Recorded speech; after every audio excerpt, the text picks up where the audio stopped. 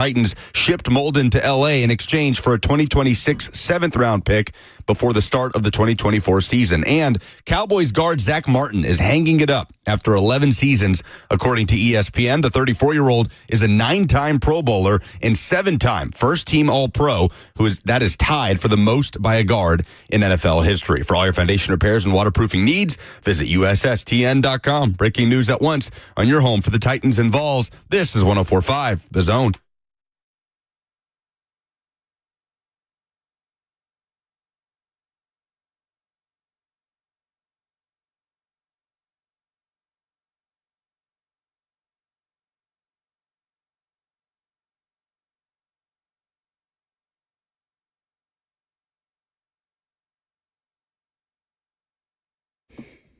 Well, we tried to smack talk Canada into submission. No, we didn't. But it was not enough. It was not enough. We are 0-2 with Canada hate weeks. I think they should be discontinued. We ended the show by you saying poutine is not overrated. That is the opposite of smack talk. That, if anything, this feels like it's on you. Well, it's just factually accurate. I mean, it's not overrated at all, especially for somebody who has the palate of a garbage dumpster the way that you did. I thought that would be something that was very much up your alley. Oh, I'll consume it. Hell, that's without question. But acknowledge whether it's good or bad. Happy Friday. You made it. We're happy to have you. We're with you till 1. Coach Mack will be here a little later on in the show. 615-737-1045 is how you join the discussion at any point. We would be happy to have you. Did you forget to do the polls this morning? Oh, you did, since they come from your account. But yes, they were not done this morning. All right. Well done by you. So Lucas, well done by you, since you forgot to do the polls. At some point throughout the course of the show. I'm the only one who's prepared for work today, it seems. Lies. That's fine. I did. Now, I will, speaking of telling the truth, I will cop to the fact that I fell asleep during the overtime period. It was, you were at a bar, right? Yeah, but I went home once the game went to overtime. I went home to watch the end. So I did watch the overtime period this morning. Fitting that the best player on the planet is the one who scores the goal that sends Canada to tremendous success in overtime, 3-2, the final in the Four Nations tournament. USA put up a good fight, but simply not enough. At the end of it, I was really hoping for it to end in regulation, just because I felt like we lost a little bit of juice at some point throughout the course of the third period. I thought the commentators on ESPN pointed that out as well. Just kind of, there wasn't not for any reason other than, good defense being played, but neither team could really find a rhythm, it felt like, going into the third period or coming out of that second period, and Canada ultimately gets it done. So congratulations to them. Yeah, we are 0-2 as far as Canada hate weeks backed Canada hate week. So again, like everything else that we do around here, fail. Yeah, we tried. We tried against the Canucks when the Preds played them in the first round playoff series last year and this week, and we are 0-2. But you're right. USA just couldn't get set up yesterday in the third period, and Canada's quality just won out here. I mean, you're right. Connor McDavid, best player in the world. Nathan McKinnon, probably the second best player in the world, wins tournament MVP. And then the one advantage that I thought the U.S. definitely had was at goalie, but even then, Jordan Binnington was able to outshine Connor Hellebuck and made just some crazy saves towards the end, point-blank shots, and that helped lead to the Mitch Marner assist to Connor McDavid. Wide open. Connor Hellebuck knew nothing about it, and they are deserved winners. But what an environment at TD Garden. I mean, everything you wanted. Big game atmosphere, big game broadcast. Sean McDonough, just phenomenal. I know a lot of people have been lamenting the lack of Doc Emrick for this tournament. Oh, how awesome would it be to hear Doc Emrick on the call? Sean it would be McDonough amazing. Excellent. Right, but if we can't get Doc Emrick, I want Sean McDonough. Is that a popular complaint, or is that just you play-by-play snobs in your industry? Maybe it is. But I've seen some folks. I've seen a lot of hockey fans like, man, I wish Doc Emrick was here to call this game. It's not a knock on Sean McDonough, but more just the legend that is Doc Emrick. But I get that. McDonough is just the definition of a big game broadcaster. He delivered. The whole broadcast delivered. The show was great. The atmosphere was awesome. The Johnny Hockey chants at TD Garden. That was cool. Brought you chills towards the end. End of the first period? Yeah, one of the intermissions. I can't remember. But, yeah, I mean, best hockey moment, we talk, quote unquote, grow the game, sports like hockey and basketball. I mean, every sport, football talks about it too. Best moment for the sport of hockey, to me, since the 2014 Olympics, since the TJ Oshie. I mean, can you name one in between? In this town, obviously the Cup run, but. Well, it did make me, and I think I saw Will point this out on Twitter too, like, I'm so desperate for good hockey, like fun hockey, just the atmosphere, the environment it creates. I wish the Preds were good. They're, bottom 3 right now in the NHL standings. I know they have the Avalanche coming up, but 2017 feels like an eternity ago. I mean, it is. It is an eternity 8 years is long time. And then, they had success after that. They obviously won 7 years. The President's Trophy. No, 8 years. Okay. Wow. Did you get it done? Woo. They won the President's Trophy the following year. They petered out in the playoffs the year after the President's Trophy year, and they didn't have a tremendous playoff run the year that they won the President's Trophy. It's the President's Trophy, right? Not the Cup. You are correct. I just want to make sure. Oh, by the way, I heard plenty of people last night on the broadcast calling it a hockey match, so both of you can eat it. I did not hear that once. Sit on it and spin. I also did not hear that. I did not hear it. Well, that doesn't matter. I heard it. I think He was fine. watching the BBC broadcast. The BBC broadcast? What? Yeah, because the British Broadcasting Company would be carrying the Four Nations tournament that did not have any British specifically involved. BBC America exists. I know. It's probably a part of my absurd cable package that I probably need to pare down at some point. A great point has just been made. Nick Bishop, our great friend over at Hattie B's, just texted me and said, Buck only approves of poutine because it provides cover for eating fries with a fork. For your embarrassment. I'm not going to get shamed by the Hattie B's people over eating fries with a fork. For how I eat, all right? I like your fries and I eat them with a fork and knife. I like their fries and I eat them with a fork and knife. You're not gonna dissuade me from my opinion. I eat your Hattie B's chicken with a fork and knife. It's not going to stop me, okay? I had it for lunch yesterday. It was delightful. What he's trying to say is he's a weirdo no matter where he eats. Yeah. Listen, no matter what you think of me, it's genuine. 615-737-1045 is the number.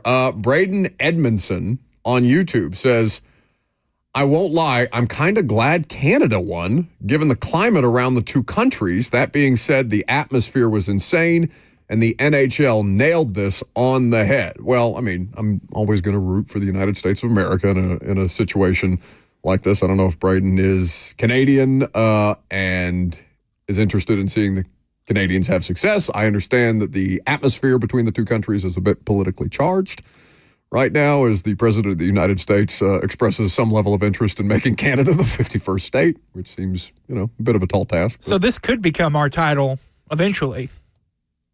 Our title?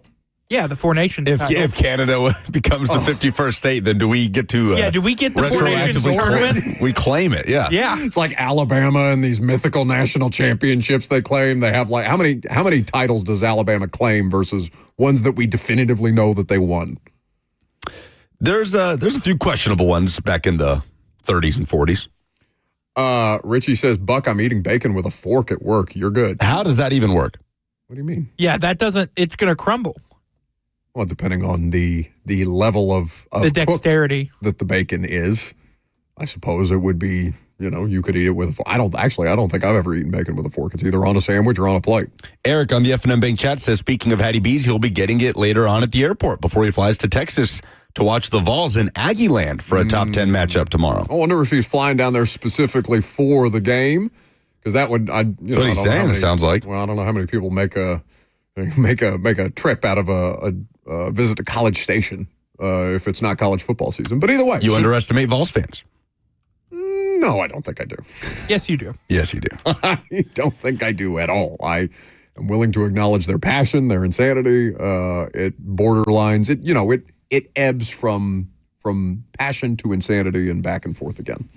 But I enjoyed the hockey very much. I have never been as invested in something that I didn't know was happening 7 days ago. Did you know that it was happening? I knew it was happening, but I thought... because I had no concept of this thing going on. No, and ESPN promoted the heck out of it, but I knew it was going to happen. I just had no idea what to expect. I thought nothing of it, to be totally honest. It felt like a little exhibition tournament that was going on. And I was at an establishment last night with my friend Blue and Evan. They play hockey, and we were there with a bunch of their teammates and guys who play on other teams in the league that they play in. Rec league hockey. Yeah. Yes, like a ton of hockey people were there, and they were talking about it like, I thought this tournament was just going to be, whatever, just basically some exhibition games. Like, nobody anticipated. And then you turned your nose up at me when I called it an exhibition game yesterday. Well, because it's anything but an exhibition game. That's what I anticipated for this tournament, but this felt anything but an exhibition game. Any of these matchups. No, it was awesome. It is. I can't remember the last time a sporting event snuck up on me like this. Like, if you told me 2 weeks ago that I'd be in a packed bar watching USA Canada duke it out in a hockey game that felt as important. Matthew Tkachuk, who didn't play in the second and third period, said this was the biggest game of his life.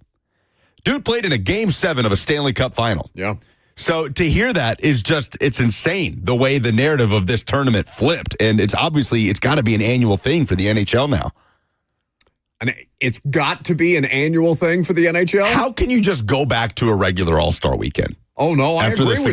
But, this? I assume that 2025-2026 season that they plan to have the All-Star game again. The Olympics.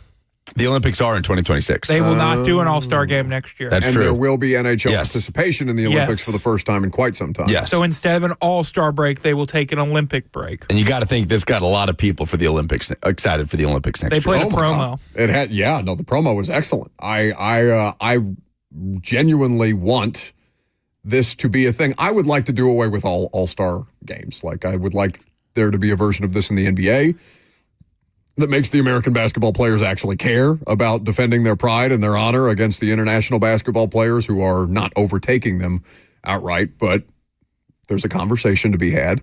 The NFL, I really don't know what you do. SEC versus Big Ten. What? SEC versus Big Ten. That's how you do the NFL. But just like the dodgeball stuff? Like SEC NFL players against Big Ten NFL players? Is that what you're saying? But it's still a bunch of dodgeball and like... No, you do a full football game. Yeah, that's never going to happen again. Yeah, those days are over. There's no circumstance in which they're going to play a full contact football game the way that they used to do the Pro Bowl. Didn't they do the Pro Bowl like after the Super Bowl? Yeah. Yeah, there was a time when the Titans went to the Super Bowl that you didn't have that week off in between. Right. So I don't know what you do about the NFL. Maybe it doesn't matter. Maybe you just have a bye week and put nothing on. I don't know. There's probably too much television money attached to the Pro Bowl rights, and they still probably outdraw, a regular season NBA game or something like that. Speaking of broadcast rights, and I know we've talked a lot about that this week, but this seems notable. Did you see that ESPN and MLB are nuking their deal? Yeah, that came out of nowhere. And now they're I called Adam Silver the worst of the major sports commissioners. Which I questioned. Feel like that was a little hyperbolic with how much we talk about Rob Manfred over the last few years. Remotely. Adam Silver has directly led to the denigration of his sport. He is the worst commissioner in professional sports. Manfred hasn't? No, I think Manfred has helped. Now, I don't think what he has done. Oh, yes. Baseball has only gotten better as a property since Rob Manfred took over. Watchable. Yes, absolutely so. Baseball's never been less relevant than it is now under Rob Manfred. That's not true at all. The vast majority of people, I can't believe I'm the one caping up for the baseball at this point in time, but baseball has never been more consumable by the public at large than it is right now since they've made significant changes to the games to shorten the time. You're wrong. How is it consumable? You are definitively wrong. They're nuking it off of ESPN. Baseball is the hardest sport to watch for its fan base. I mean, the amount of baseball fans that are in regions, Braves fans that are here that can't watch the Braves when games are blacked out. Like, it is the worst blackout issue in sports, and there is not a fan base of a sport that hates their commissioner more than baseball fans hate Rob Manfred. That is an interesting conversation. And this is prior to yesterday evening's news, because it came out later in the afternoon into the evening, that ESPN, this was not a baseball move, first and foremost, though Rob Manfred is now out there with inflammatory statements about ESPN's shrinking platform. ESPN decided that they didn't want to continue the deal. They had a window to pull out of the MLB package, and they took the opportunity to pull out of the MLB package. And then baseball, after the fact, said, yeah, you know what? We will too. Okay, the decision's already been made. So it's more a decision by ESPN and Rob Manfred flailing in the public afterwards, because now I don't know what the hell he's going to do with his sport. But it's consumable, right? I don't know how we're going to be watching it in 2025 or whenever this happens. Lucas, you understand my point. You don't watch baseball. It doesn't matter. I don't watch baseball. It doesn't matter. But I'm saying in terms of the length of the game, the biggest problem was how long it takes to consume a baseball game. Yes. They have fixed that You're right. problem. No, they have fixed that problem. Problem is we can't watch it. Now we can't watch it. But I am so curious to see what they do now, because theoretically, he could be on the forefront. Rob Manfred could be on the forefront of getting baseball fully into the streaming age. But I don't trust his level of competency to be able to do this well. We'll see what happens with Major League Baseball moving forward. The 2025 season is going to go as planned, right? Like it's still going to be an ESPN property this coming season. This is 2026 and beyond, it sounds like. We'll get you more details on that later on. We'll pivot back to the NFL. Can we learn anything about these quarterbacks at the Combine specifically? We'll talk about it next.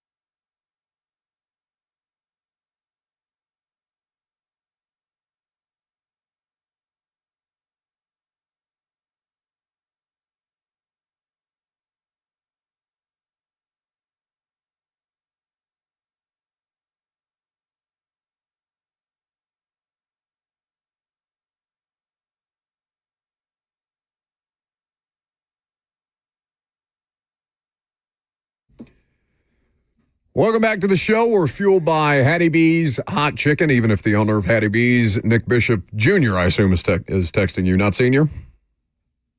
Yes, Nick Bishop Jr. Nick Bishop Jr. trying to shame me about my eating habits. It's still the best hot chicken anywhere in the world.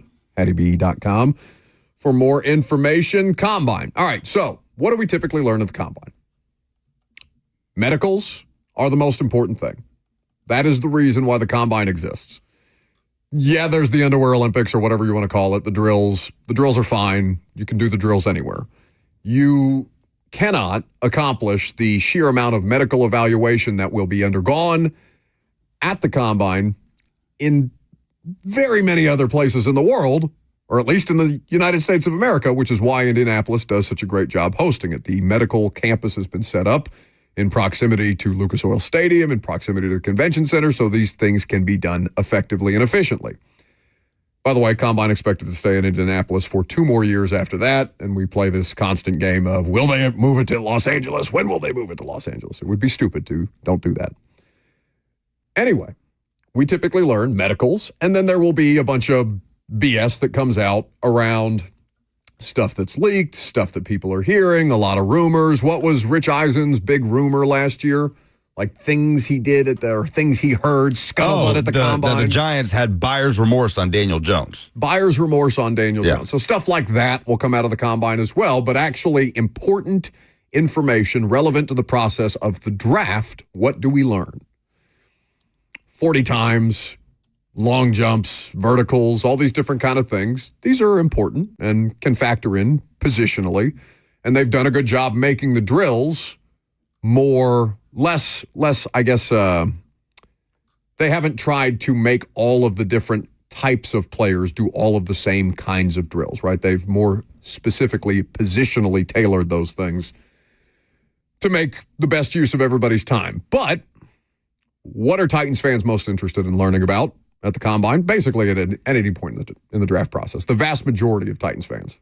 Probably the position that is hardest to learn about at the Combine, quarterback. They want to know as much as humanly possible about the quarterbacks. Whether or not you end up drafting a quarterback remains to be seen, but understandably so. The team picking first overall, or scheduled to pick first overall right now, has a situation where you could take a quarterback, you could not.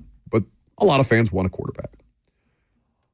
I don't know that you're going to learn anything about these quarterbacks at the Combine, other than what Brian Callahan or Mike Borgonzi is willing to share about their interactions with the two of them at the Combine. The interviews happen, and the interviews are, I don't want to call them stunted, but it's speed dating, right? It's about 15 minutes that these teams get to spend with any one prospect because they have to get through a bunch of different prospects at a bunch of different positions, and there's only so much time to do it. Officially, unofficially, all of the above. So Cam Ward and the Titans will meet for the first time, and that has value. And we will see how they feel about it. I assume that they are not going to come out publicly and rip Cam Ward if they don't have a good experience. I assume that they will be diplomatic about their conversations with him and how much they're willing to share beyond that. We'll see. But right now, there's nothing to indicate definitively that they won't throw Shedeur and Cam Ward, but I do not expect them to participate in the throwing drills at the scouting combine this year. And that's become pretty customary for the top players at the quarterback position. Really, the only quarterbacks who are going to do stuff at the combine are the ones who need to improve their draft stock the most and think that the combine drills can help them. Jalen Milroe comes to mind. Yeah. I am bracing myself for the Jalen Milroe combine discussion when he crushes his 40, the vertical, all the things for the most part that made Anthony Richardson so impressive at the scouting combine. I'm expecting Jalen Milroe to grab some headlines out of that week. And I'm bracing myself for the discussion that will follow. Did Jalen Milroe earn himself a rise up the boards as QB3 with his combine performance? All right, but who's that on? Because you and I can specifically prevent ourselves from having that conversation because we know better.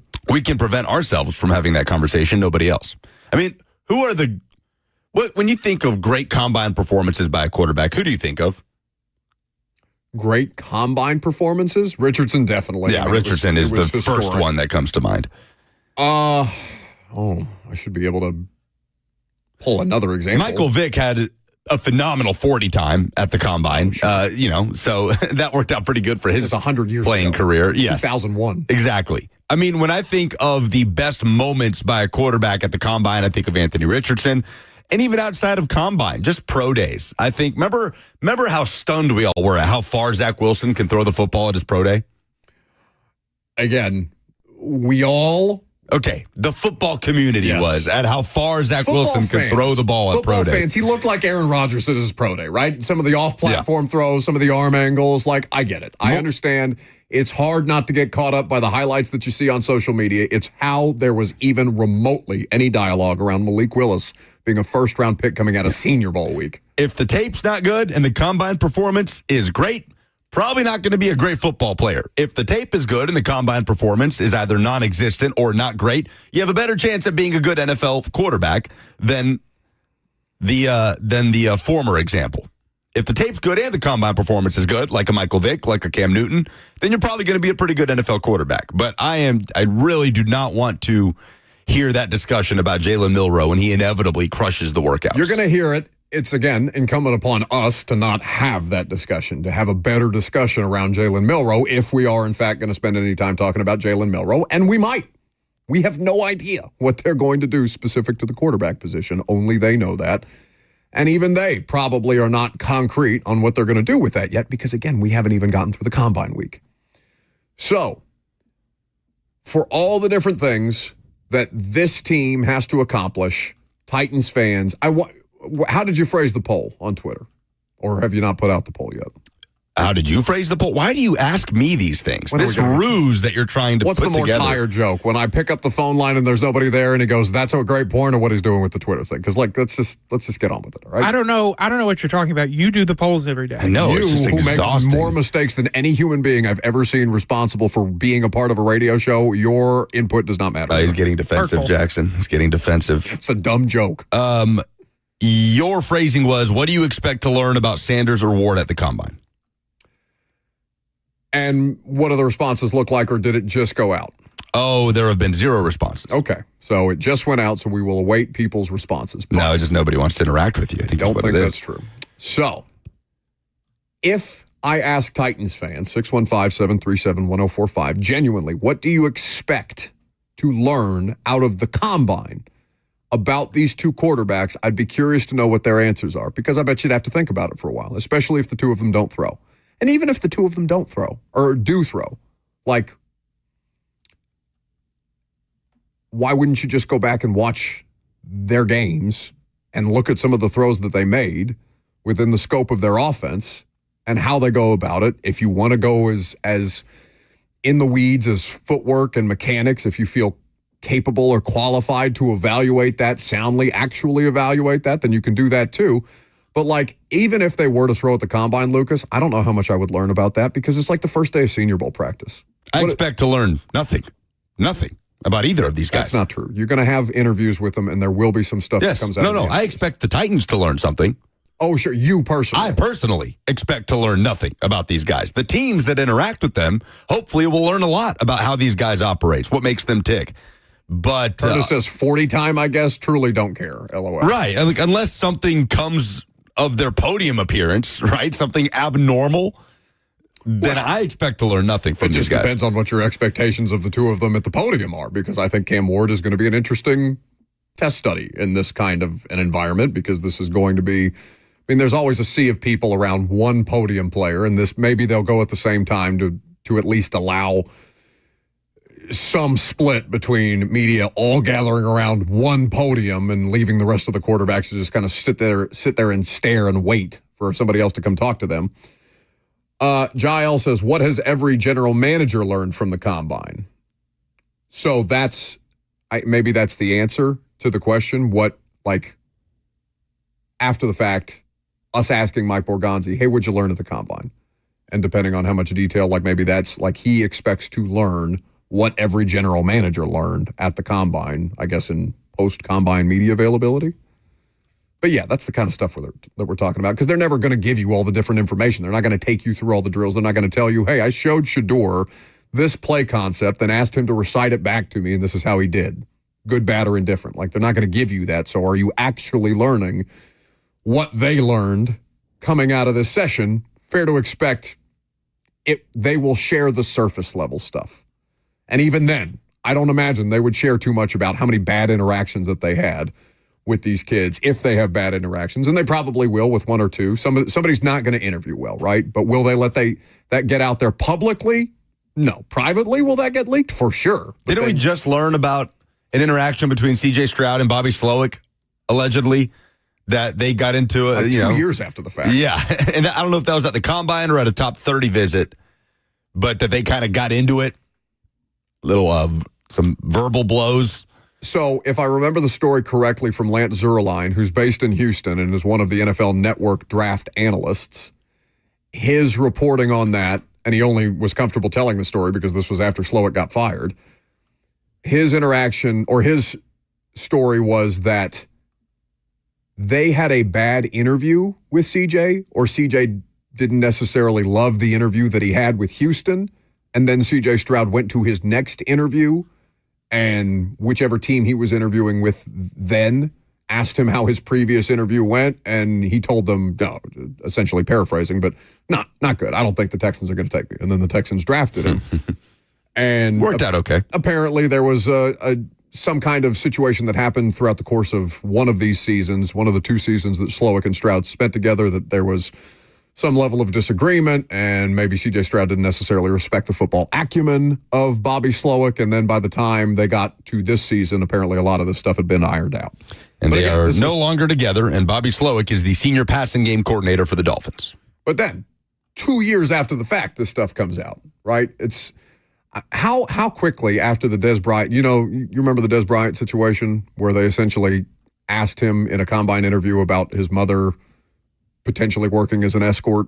Yeah, I remember that. That's one of the more famous Combine interview questions that have been shared. And I think we've gotten away from a lot of that kind of stuff, though there's still some, because they're trying to make some of these players uncomfortable to see how they react. Now that obviously is way out of bounds, and that has come under significant scrutiny, and the league has done investigations into that. How thorough those investigations are, we probably won't ever know, but still.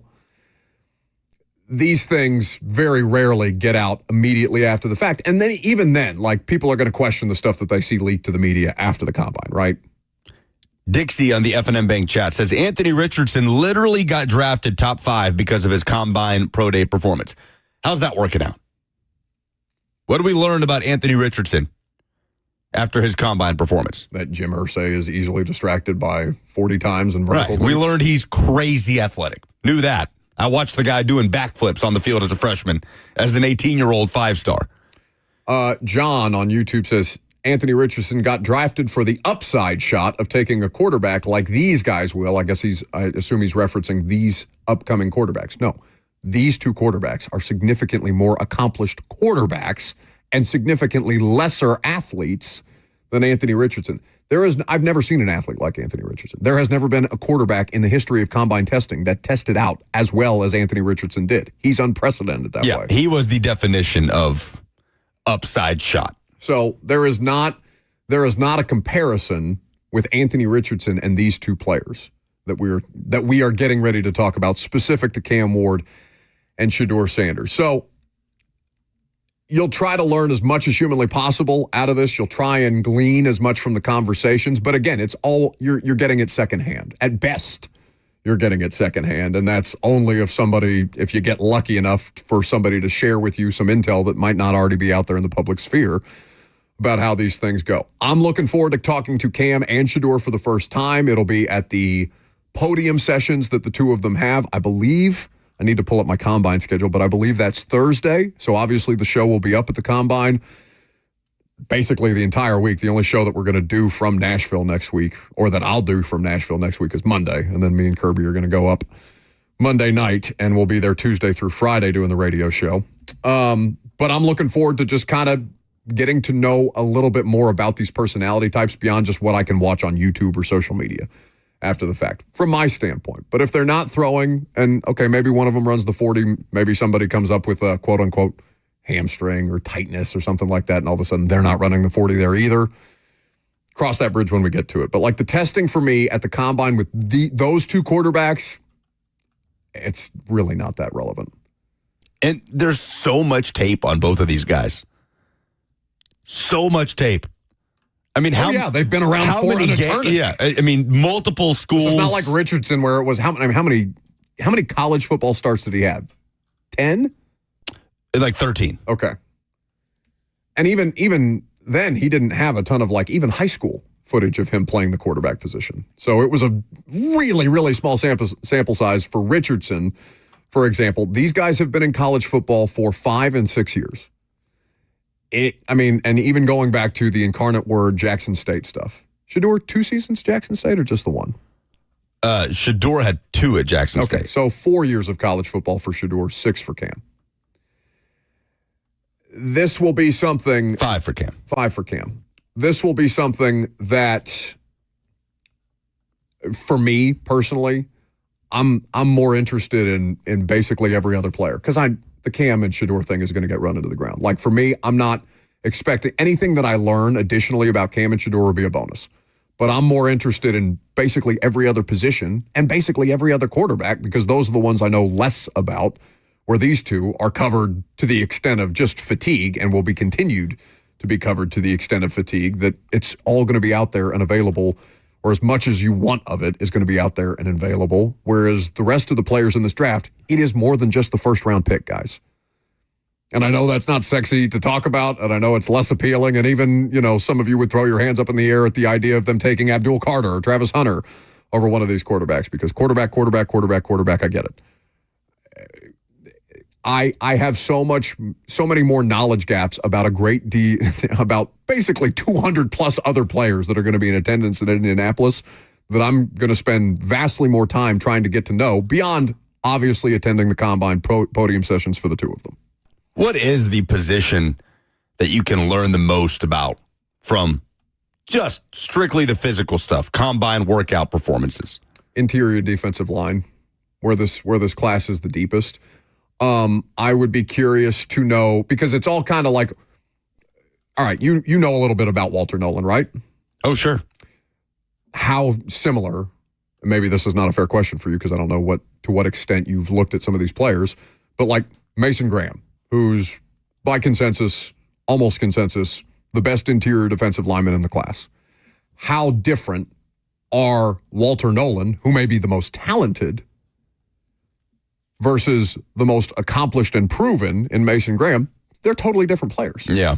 Like, they're significantly different players. And, big, strong, fast, all these things, but like, how much bigger, how much stronger, how much faster, what athletic traits translate to the drills that they're being asked to do? How do they respond to the work that they're getting in with these coaching staffs that will be putting them through the drills? How do they respond, obviously, to the interview stuff, which is not ancillary, but it's to the side. There's a lot to be learned about the differences between some of these interior defensive linemen, but how much less appealing is that as a conversation point than, let's talk about quarterbacks? It's a lot less sexy for sure. But that's what this draft is. This draft is offensive line and defensive line. And Titans fans cannot afford to turn their nose up at that, because you need both. These are 2 star players. I mean, Walter Nolan, 5-star out of Knoxville, right? Goes to Texas A&M. Probably the most coveted player in the transfer portal when he enters it after Jimbo got fired, ends up at Ole Miss. They're similar in size. Mason Graham has a little more weight to him. Nolan has been more productive in his career, but Graham is right now... Productive how? Productive by getting to the quarterback. Yes, strictly box score. So let's not, because I disagree. That is production by definition. I understand, but like, if you look at a Jeffrey Simmons box score and he's got 1 tackle for loss, and then you put the Jeffrey Simmons game on and he is utterly dominant, even though that doesn't show up in the box score, I don't like that as a qualifier. No, fair enough, but production is stats. Like, that is how people view production. It is a part of the conversation. Walter Nolan got to the quarterback more than Mason Graham. Mason Graham also, largely by consensus, is DL1 in this draft. And different roles within different defensive systems based on what they're being asked to do. Again, there are differentiations between these players that are important to make, and that's vastly more important than did Cam Ward or Shedeur Sanders throw or not throw at the combine, because they'll do it at their pro day, and it's just going to take a couple extra weeks for us to actually get to that. So, offensive line is going to be fascinating here. Titans have needs at tackle. There's not a lot of tackle bodies necessarily when you talk to the personnel evaluators, like in terms of the arm length, that the ideal tackle bodies that you're talking about, because a lot of the top tackles at the, depending on whose big board you're looking at, a lot of them will almost put it through the Skoronski prism, right? Where, he's a tackle, highly productive tackle, highly effective tackle in the college game, but this guy's a guard at the pro level. Like, that's a lot of the conversation around some of these players at the tackle position, collegiate tackles, who may translate to the NFL at one position or another. So that is going to be something that's interesting. The measurements for the offensive lineman. Again, how much less sexy is that than quarterbacks throwing at the combine? But they're probably not going to throw at the combine. So I want people to be I want people to be reasonable in their expectation for what you're actually going to get out of this, what you should value versus what's more interesting. The most interesting thing is the conversations that take place at the combine between leadership. The most interesting thing? Yes. I'd argue the most important thing that takes place at the combine are the conversations that happen. Matt Stafford's going to be meeting with the Los Angeles Rams in Indianapolis this coming week, right? I imagine the Titans will have many conversations with teams about the number 1 overall pick. It is this both week. interesting and important. Like that to me is vast. I don't want to say it's vastly more important than the drills, but it matters a great deal. It matters to me as much as the drills do. And I might be willing to assign some greater level of significance to those conversations because, I don't know. I mean, if the Rams do the unthinkable and move on from Matt Stafford, which I cannot, for 1,000 different reasons, I cannot make that make sense in my head. Why the Los Angeles Rams would be comfortable moving on from Matt Stafford, unless they're just going to actively tank. Like, that would be an active tank to me. That would be as publicly actively tanking as any team we've seen since what got the Dolphins fined and cost them draft picks. There's no solution for the Rams at quarterback. Yeah, it'd be shocking. It would be shocking. So that is something that's important to note. Other players, like this is where the Derrick Henry trade stuff started out. And, Ray Carthon the entire way through denied it, that Derrick Henry was ever available to be acquired. And I just don't think that's entirely true. I really don't. So there's smokescreen stuff that's out there. There are half-truths that get put out there. One side of a conversation will be leaked, and then another side of a conversation will be leaked, and then it's incumbent upon us to figure out which is true and which is false. But this is the kind of stuff that goes on the combine. So we will see how these things play themselves out. Next week in Indianapolis, it's going to be a fascinating week for a variety of different reasons. I just don't think it's going to be interesting for the reasons that Titans fans want it to be interesting. Is that a fair description? Yeah. It's about right. You have a stat of the day? I have multiple. Big weekend in the SEC. All right. We'll get to some SEC stat of the day stuff with the basketball coming up next.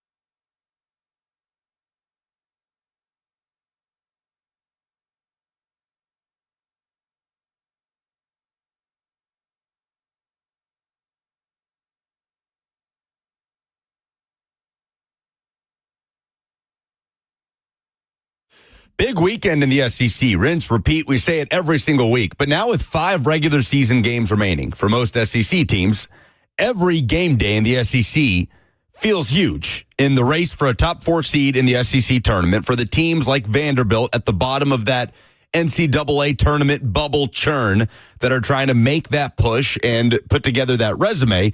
We're going to start with Vanderbilt here. Tennessee does go to A&M. It's a top 10 matchup, but Vanderbilt is back home needing a win badly. They've lost 3 in a row, and they've been Jekyll and Hyde home versus road this season. Vanderbilt on the road is 1-6 in SEC play with an average margin of defeat of 15.3 points. On average, they just lost by 21 at Kentucky, obviously lost by 30 a couple weeks ago on the road at Oklahoma. The good news is they've been very solid at home, 4-2 at home with quality wins. Vols, Texas, Kentucky, the majority of their quality wins have come at home, and they have another chance to do that tomorrow. 2:30 is the tip-off on SEC Network. They host number 24 Ole Miss, who's been pretty good on the road at 4-2, but I mean, this is put up or shut up time for Vanderbilt to pick up a win, because if you pick up a 4th consecutive loss, then it starts to look really tough to be able to dig out of that hole and put together enough quality wins. Maybe you go on a little run in the SEC tournament, but now is the time for Vanderbilt to put together its NCAA tournament case. Who has less margin for error relative to what they're trying to accomplish? Because for Vandy, it's just trying to get into the tournament, right? Yeah. Postseason basketball would be a huge accomplishment for Mark Byington in his first year. It would be. I mean, they have exceeded my expectations already. Obviously, you want them to finish strong. 4 consecutive losses would be not good. Even in a strong SEC this year, that average margin of defeat in the SEC is not acceptable, and they know that. But whose margin for error is slimmer? Vanderbilt in their efforts to make the tournament, or Alabama, who is definitely in, but who is vying for seeding at this point and is coming off, obviously the loss to Missouri was less than ideal. The loss to Auburn was even less than ideal, because that was the number 1 and number 2 team squaring off in what expected to be a much better basketball game than it actually was. But Missouri smacked him in the mouth. I don't know how much of that game you watched, but even just getting off to a 12-0 run the way that they did at the start of the game, I mean, Alabama struggled significantly to get back into that. We talked to Slay yesterday. That was yesterday, right? Yeah, yesterday, about Mark Sears and the level of I don't want to say disappointing, but he's having a tougher season than I think a lot of people expected him to have. He's not having a dominant season, an outright dominant season. You're saying Alabama in regards to their pursuit for the 1 seed? Yes. I would say margin for error is smaller for Alabama because of the remainder of their schedule. Yeah, they're hosting Kentucky. It's brutal. They host Kentucky tomorrow. And to be honest, as a Tennessee fan, I hope Alabama wins that game. I don't want to be playing Bama going into, well, they have Mississippi State in between. I don't want to be playing Bama on a losing streak, is what I'm saying, next Saturday when Bama goes to Knoxville. Bama is at home against number 17 Kentucky tomorrow afternoon.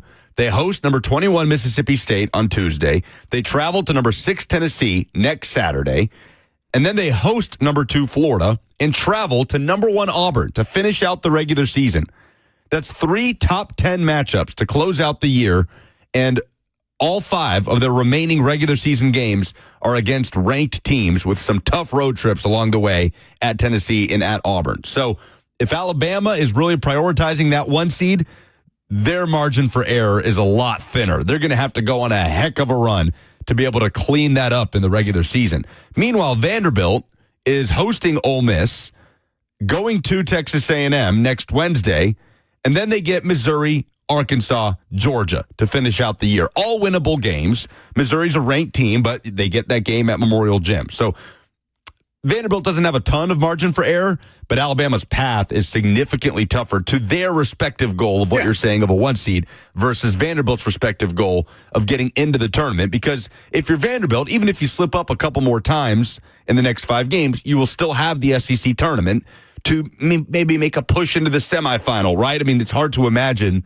the SEC team that makes it, any SEC team making it to the semifinal of the SEC tournament and not getting into the NCAA tournament. You will inevitably be picking up some quality wins along the way. So my answer to your question would be Alabama. So big game for them against Kentucky. And that's relative to their pursuit. I mean, Yes. they're after their first national championship in program history. Vandy's Yes. just trying to make the tournament. Yes. Now, if you were to shift that over to Tennessee, the answer would be Tennessee has the lowest margin for error in respect to the number one seed in the NCAA tournament. I mean, Are you still keeping hope alive? not really. Vols would damn near have to win out. I mean, Vols are at A&M tomorrow. They are at LSU Tuesday. Obviously should win that game. Hosting Bama, at Ole Miss, and hosting South Carolina in the last few games of the regular season. Tennessee at Texas A&M, top 10 matchup tomorrow in College Station. Get ready for a low-scoring, grinded-out game. Early game, 11 a.m. tip-off. You can hear it here on The Zone, courtesy of the Vol Network. These are the top two. There it is. Top two scoring defenses. They need to be playing better for you to be chesty with your fight song back Vols there. by 50. Yeah, I don't think so. Not this Vols team. Top two scoring defenses in the SEC in this game. Tennessee is allowing 60.5 points per game. Texas A&M is allowing 65.5 points per game. So expect it to be low scoring. Which Tennessee team do we get? Will it be closer to the second half version, where Zakai Ziegler scored 22 points in 20 minutes and Tennessee dominated Vanderbilt? Or will it be closer to the first half version, where Tennessee just looked lethargic and is getting doubled up on the boards and out-physicaled for every loose ball, just very uncharacteristic things, struggling to close out shooters?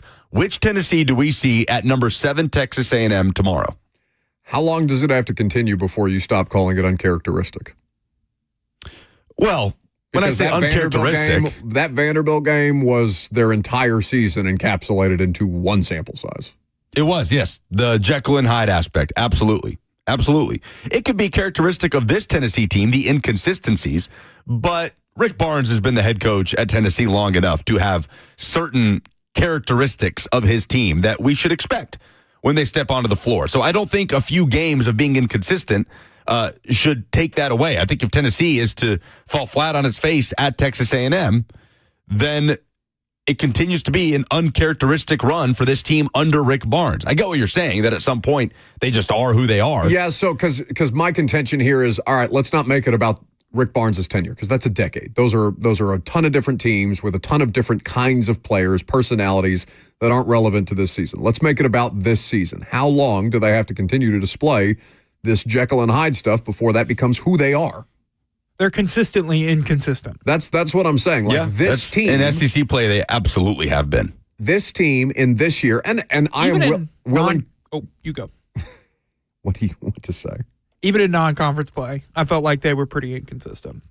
Okay. The quality of play was just not there against them. A reasonable point by you. I am just looking at them and saying the decade of Rick Barnes that predates this season does not matter to this team. And I understand that Rick Barnes has an MO, but I'm looking at this team and trying to figure out what their MO is. If it's not, I don't trust them on a nightly basis. Like, I don't trust that Tennessee is going to have a sound, well-rounded performance on any given night. There are too many variables that seem to come in where at the end of the day, it's can Zakai Ziegler save you, because he's had to do it a couple of times, and is Ziegler going to have a good night or a bad night? Yeah. If the first half version of Tennessee shows up at the NCAA tournament, bounced. First, maybe second round. If the second half version of Tennessee against Vanderbilt shows up in the NCAA tournament, that is an Elite Eight caliber team, maybe further. But which version will show up? It's a very fair question. We have no earthly idea. No idea. A&M's a tough place to play. It's a really good team, so it's going to be a tough spot for Tennessee to go get a win. If they are to fall tomorrow, they will have to pick up some quality wins down the stretch, because Tennessee is 2 games back of being a top 4 seed in the SEC tournament, as important as ever in that competition happening at Bridgestone in a little less than a month. Quick shout out to the Lady Vols, who outscored Bama last night 88-80. They are 20-6 ranked win for Kim Caldwell's team. And Vanderbilt fell to Oklahoma 101-81, but Michaela Blakes continues to score at an insane rate. She was able to hang 55 last week against Auburn. She scores 34 in this game against Oklahoma. She is the most exciting freshman in the country. Quickly, men's or women's? I would argue men's or women's. She just set the D1 record for a freshman, men's or women's in scoring. I'm not going to argue against you. She's electric. Football news, Pete Thamel tweeted this just about an hour ago, that Tennessee and Nebraska are canceling their upcoming football series, which was scheduled for 2006 in Lincoln and 2027 in Knoxville. A 26? driver... what's that? You said 2006. 2026, excuse me. 26 in Lincoln, 27 in Knoxville. A driver of the move, he says, was Nebraska wanting 8 home games in 2027 when they expected reduced stadium capacity because of renovations.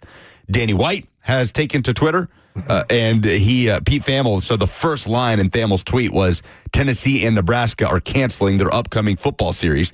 Danny White quoted it and said, correction, Tennessee is not canceling this series. Nebraska did. We are very disappointed that they didn't want to play these games, especially this close to 2026. So Brett McMurphy added to this that this series was agreed upon in 2006, but initially scheduled for 2016 and 17.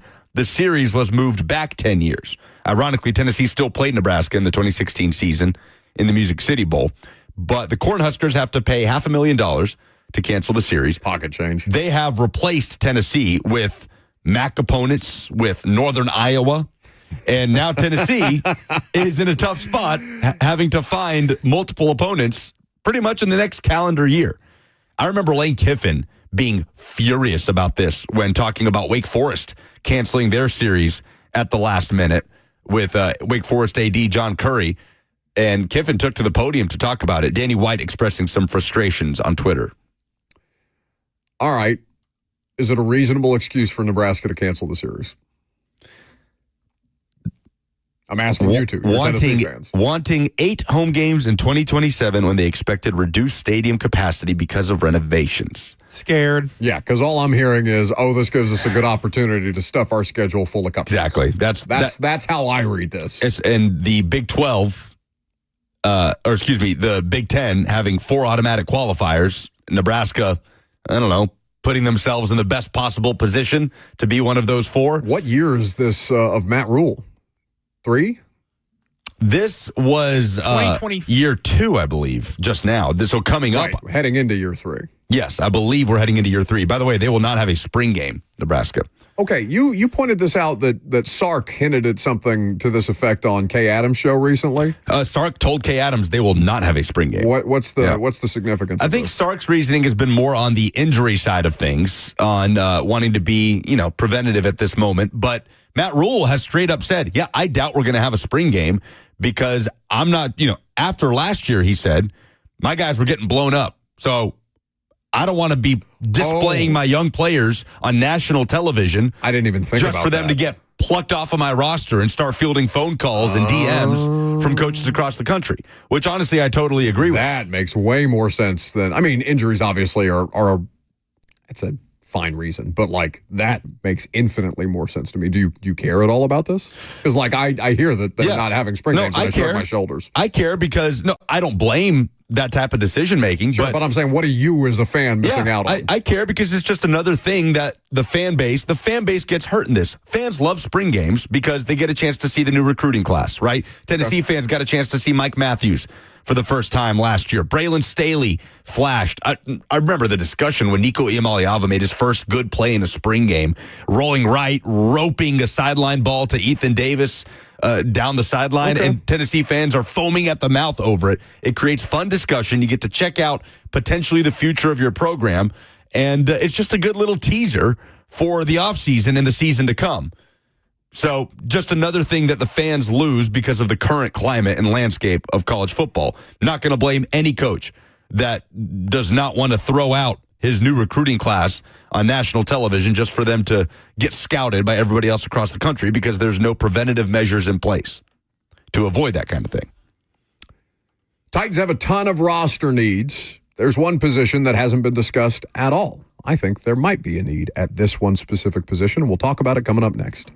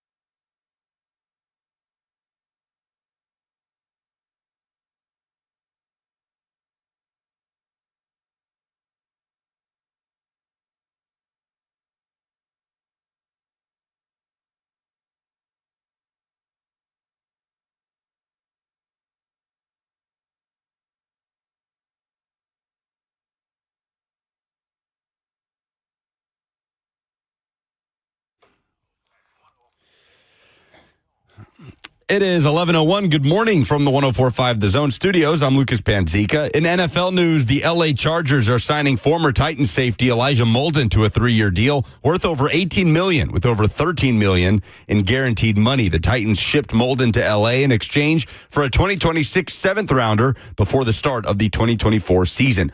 And Cowboys guard Zach Martin is hanging it up after 11 seasons. According to ESPN, the 34-year-old is a 9-time Pro Bowler and 7-time first-team All-Pro. That is tied for the most by a guard in NFL history. College hoops this weekend, Tennessee on the road at Texas A&M for a top 10 matchup Saturday. Tip-off at 11 a.m. You can hear the Vol Network call right here on The Zone. Vanderbilt looks to end a 3-game slide as they return home to host number 24 Ole Miss at Memorial Gym. Tip-off at 2:30 on SEC Network. And Nashville Soccer Club kicks off the 2025 season at Geodis Park against New England Revolution. Beginning manager B.J. Callahan's first full season kickoff is at 7:30. Pre-game coverage right here on The Zone starts at 7. For all your foundation repairs and waterproofing needs, visit USSTN.com. Breaking news at once on your home for the Titans and Vols. This is 104.5 The Zone.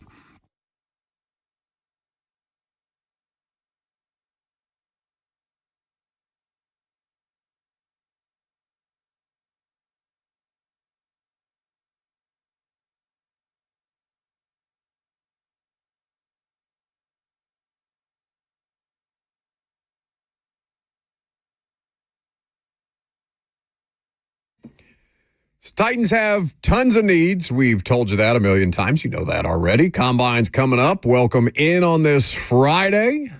Hope you're staying warm. Thanks for hanging out with Jackson, Lucas, and me until 1 o'clock. 615-737-1045 is how you chime in. You've also got the F&M Bank chat at your disposal. You can weigh in with us on Facebook, YouTube, Twitter, and on Twitch. What's the deepest position group on the Titans roster pre-free agency, pre-combine?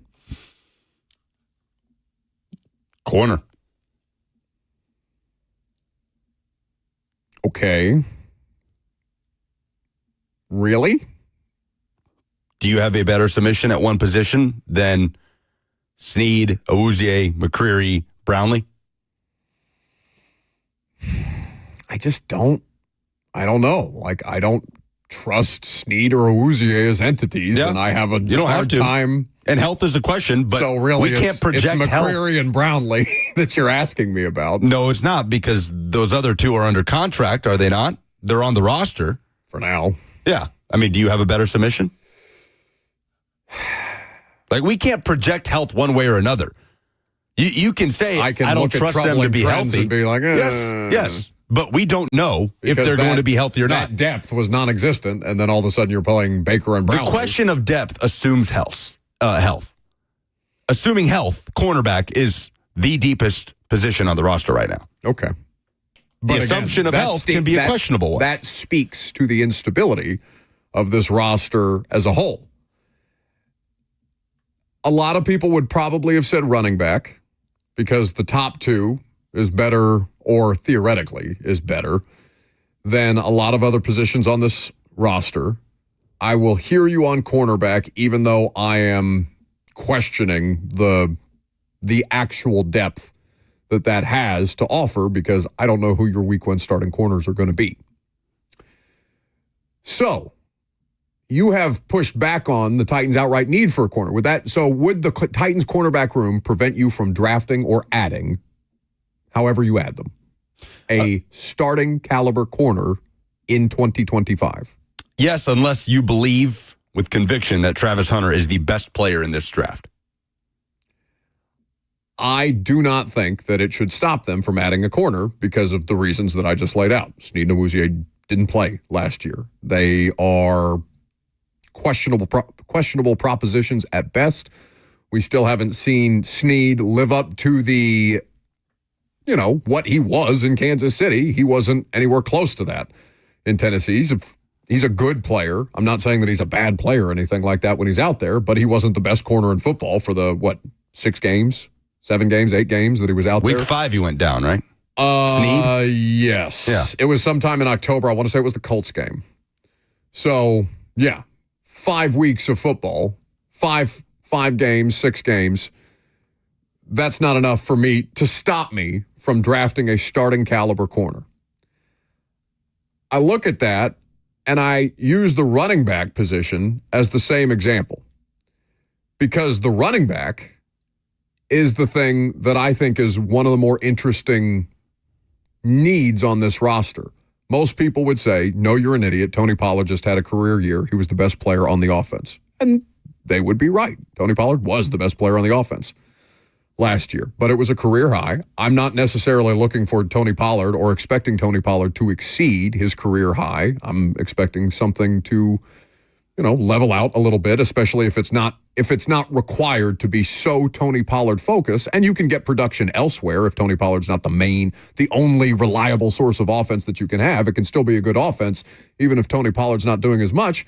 But absent Derrick Henry, what is the number one qualifier that a Titans running back must have? Reliability, durability. You never had to worry about it with Derrick. And that became a pressing need post-Derrick more than at any other point since DeMarco Murray's body started to fall apart. Tyjae Spears, with multiple concussion situations now, is questionable because he's clearly and obviously not the better running back on the roster. And I don't want to take away, it's not that I don't think that Tyjae Spears can't be a good football player or productive football player, but I need to know that he's going to be available. And I hate to hold concussions against a guy, but it is indisputable once you start to have concussions, the likelihood of recurrences with concussions can increase, especially playing that position. And to his credit, he's already taking additional measures like wearing the Guardian cap in games. He's doing that. Something that Treylon Burks inexplicably didn't seem interested in doing. Depending on who, and I'm not saying running back first round, like Ashton Genty's clearly and obviously a top 10 pick. Like that guy's, that's not a factor here. But if the Titans get to a place on day 2 or day 3 where the running back or running backs that they're facing are the best player available, would there be an outcry if the Titans added a running back? Because Pollard's only on a 3-year deal. Yeah, no, I don't think so. And we're 1 year into a 3-year deal. He's not ancient by any stretch of the imagination. He's 27.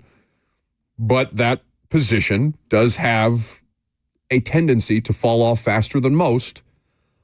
I would be curious to see how the Titans address the running back room, because last year their rushing attack was the best thing that they did on offense. And I just don't think that you can put all of your chips in on Tony Pollard again and expect to have similar results. But I think saying there wouldn't necessarily be an outcry if a day 2 or day 3 pick was spent on a running back in an extremely deep running back class. Because people were pissed when they drafted Tyjae Spears in the third round, and I understand. Well, and the injury issues had a lot to do with that, but had most of what people were upset about I think was to do with because that. Derrick was still here, and they're like, what the hell are you doing? But I agree with you, but I think that makes it more of I think it's more want than need.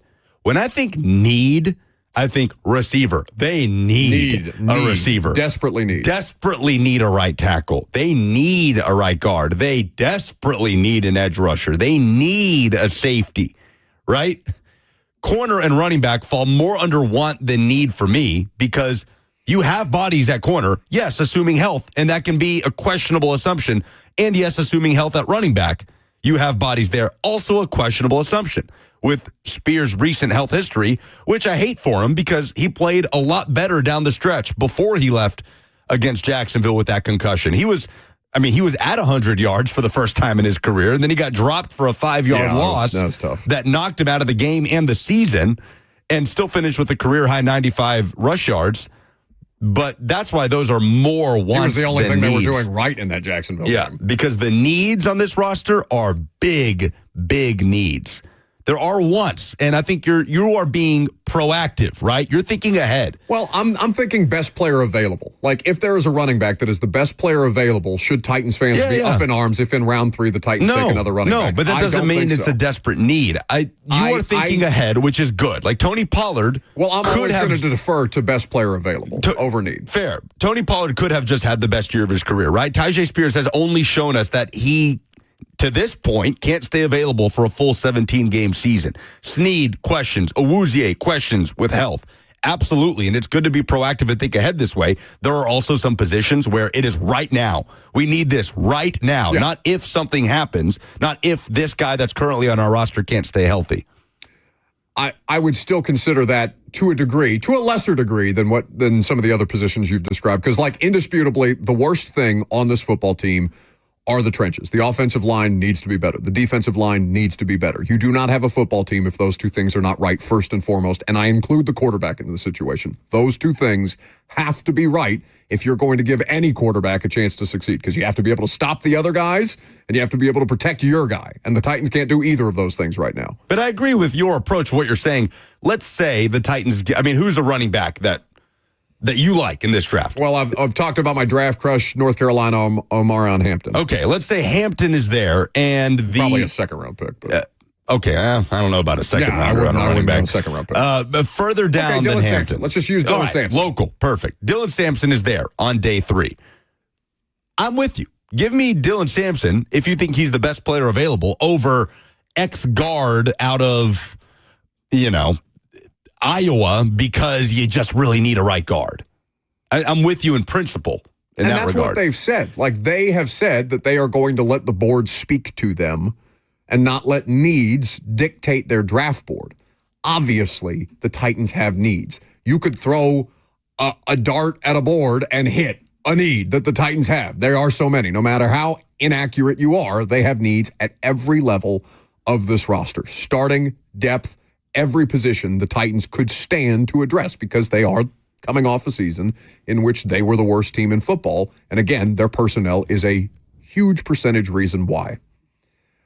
I'm looking forward to this draft for a variety of different reasons, but most like chief among them is because I want to learn about the person who's running this. Like, I want to learn what Mike Borgonzi's approach is beyond just stated philosophical approaches. Like, all right, what do you actually do when presented these situations? And what does that tell us about how you are going to continue to build this roster, not just this year, but into the future, because you want to continue to learn that. Obviously, the 2025 season comes before any of that, and things will play itself out, and the Titans will have whatever level of success they do or do not have in 2025. But that's still, like, I don't want to discount a football season because I just threw an entire one away because it was useless. Their games didn't matter after October. But I'm almost looking at, we talked about the exploratory period for college athletics in the NIL transfer portal era. Like, 2025 is a Titans exploratory period for me. And that's probably how I should have treated last year, instead of getting more excited than I should have about a lot of new pieces and parts that I thought that were going to be significantly better than they were. It'll be interesting because the leadership in Brinker and Borgonzi have both come from places that were stable, obviously, for years before they found their solution at quarterback, but still had young quarterbacks that entered an incredibly stable solution and waited. Jordan Love and Patrick Mahomes. So I'm with you. I can't wait to find out if that's the same approach they want to apply here. Obviously, a lot of it depends on how they feel about these quarterbacks. 615-737-1045 is how you can jump into the conversation if you so choose. We talked about the running backs only because we've been doing this exercise where we look at positional needs and we talk about whether the Titans are best addressing them or best served addressing them in free agency or the draft. Obviously, nobody's going to look at running back as a pressing need, but I think it was worth the conversation anyway because I do think they need a reliable backup running back. I don't think they have that right now. The running backs that are set to be available in 2025. Oh, I'm looking at 2024. Okay. Well, why don't I take a phone call while you look that up? Dylan is next. Hey, Buck. I was listening to you earlier, and I kind of had the same aha moment you did about the spring game, that there would be other teams that were there to scout. Well, I guess my secondary one is I'm on my way to Fort Myers Monday as a big Red Sox fan to go down to spring training. Fun. And I'm wondering if that's probably a similar move that they do at spring training games. I don't follow baseball closely enough to be able to answer that, but what Lucas said makes total sense. Like the idea that you would just be able to throw on a spring game and scout whose DMs you want to slide into after the spring game's concluded based on how they perform or what promise they show. That conversation based off earlier, if you didn't hear the earlier segment, Texas planning to not have a spring game this year. Nebraska, it sounds like, not planning to have a spring game in college football this year. Yeah, I think you're going to see more and more teams doing that, and it's hard to blame them. Available free agent running backs. It's actually an interesting list. Aaron Jones is a free agent. He is 30.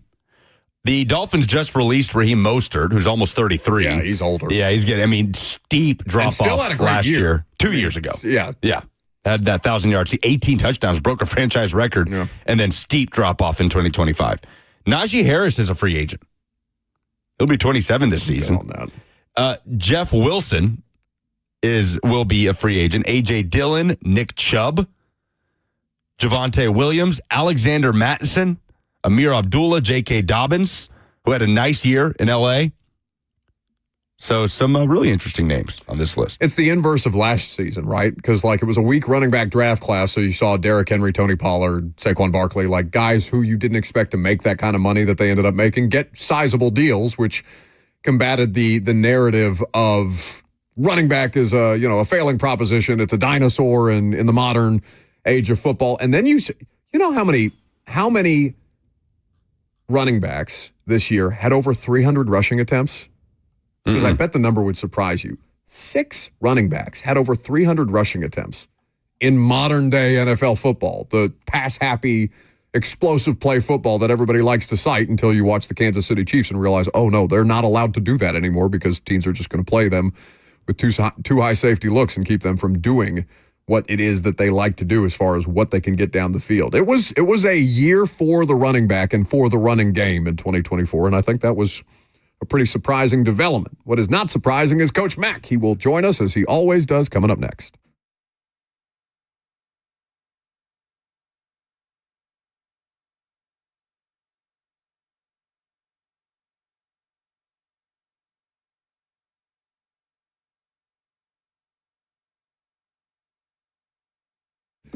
The Tennessee Men's Clinic is here to help you like they have helped so many other guys over the course of a decade plus who have dealt with any number of issues, whether it is erectile dysfunction or low testosterone. The Tennessee Men's Clinic can help get you right. They have 2 locations, either in Midtown or in Franklin, as the premier men's health clinic for ED, testosterone replacement, male enhancement, and so much more.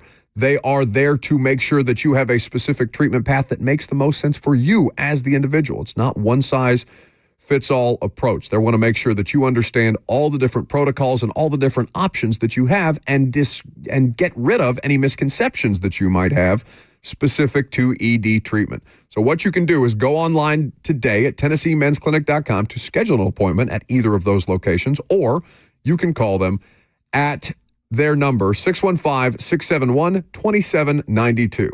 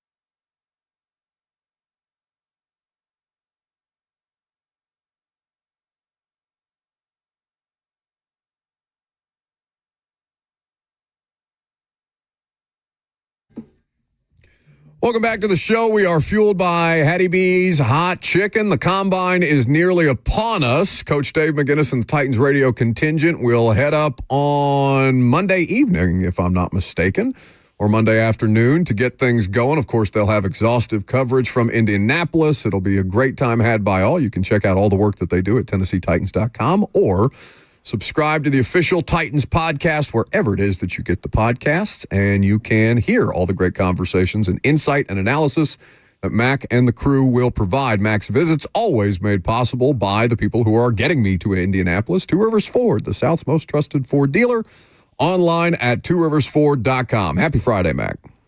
Hey, Buck, same to you. Yeah, the Combine's coming up. I'm actually driving up early Monday morning because I'm involved in that accelerator program, which we're having some more of that up there too. So that's going to be part of my Combine this year also. I'm driving my Two Rivers Ford Explorer up by myself, and the rest of the crew's coming a little later. Then I always stay through until Monday of the next week because I go to Lucas Oil and go to all the workouts to go to the suites and sit in the stands and watch. So Coach Mack will be with Two Rivers Ford driving up. We love to see it. So the accelerator program, because I'm obviously I think Titans fans are familiar with it by now. Obviously, Rand Carthon went through the accelerator program en route to becoming an NFL general manager. The value that has provided the league, Mac, if you could speak to that, and also what kind of experiences do you have as a part of the accelerator program?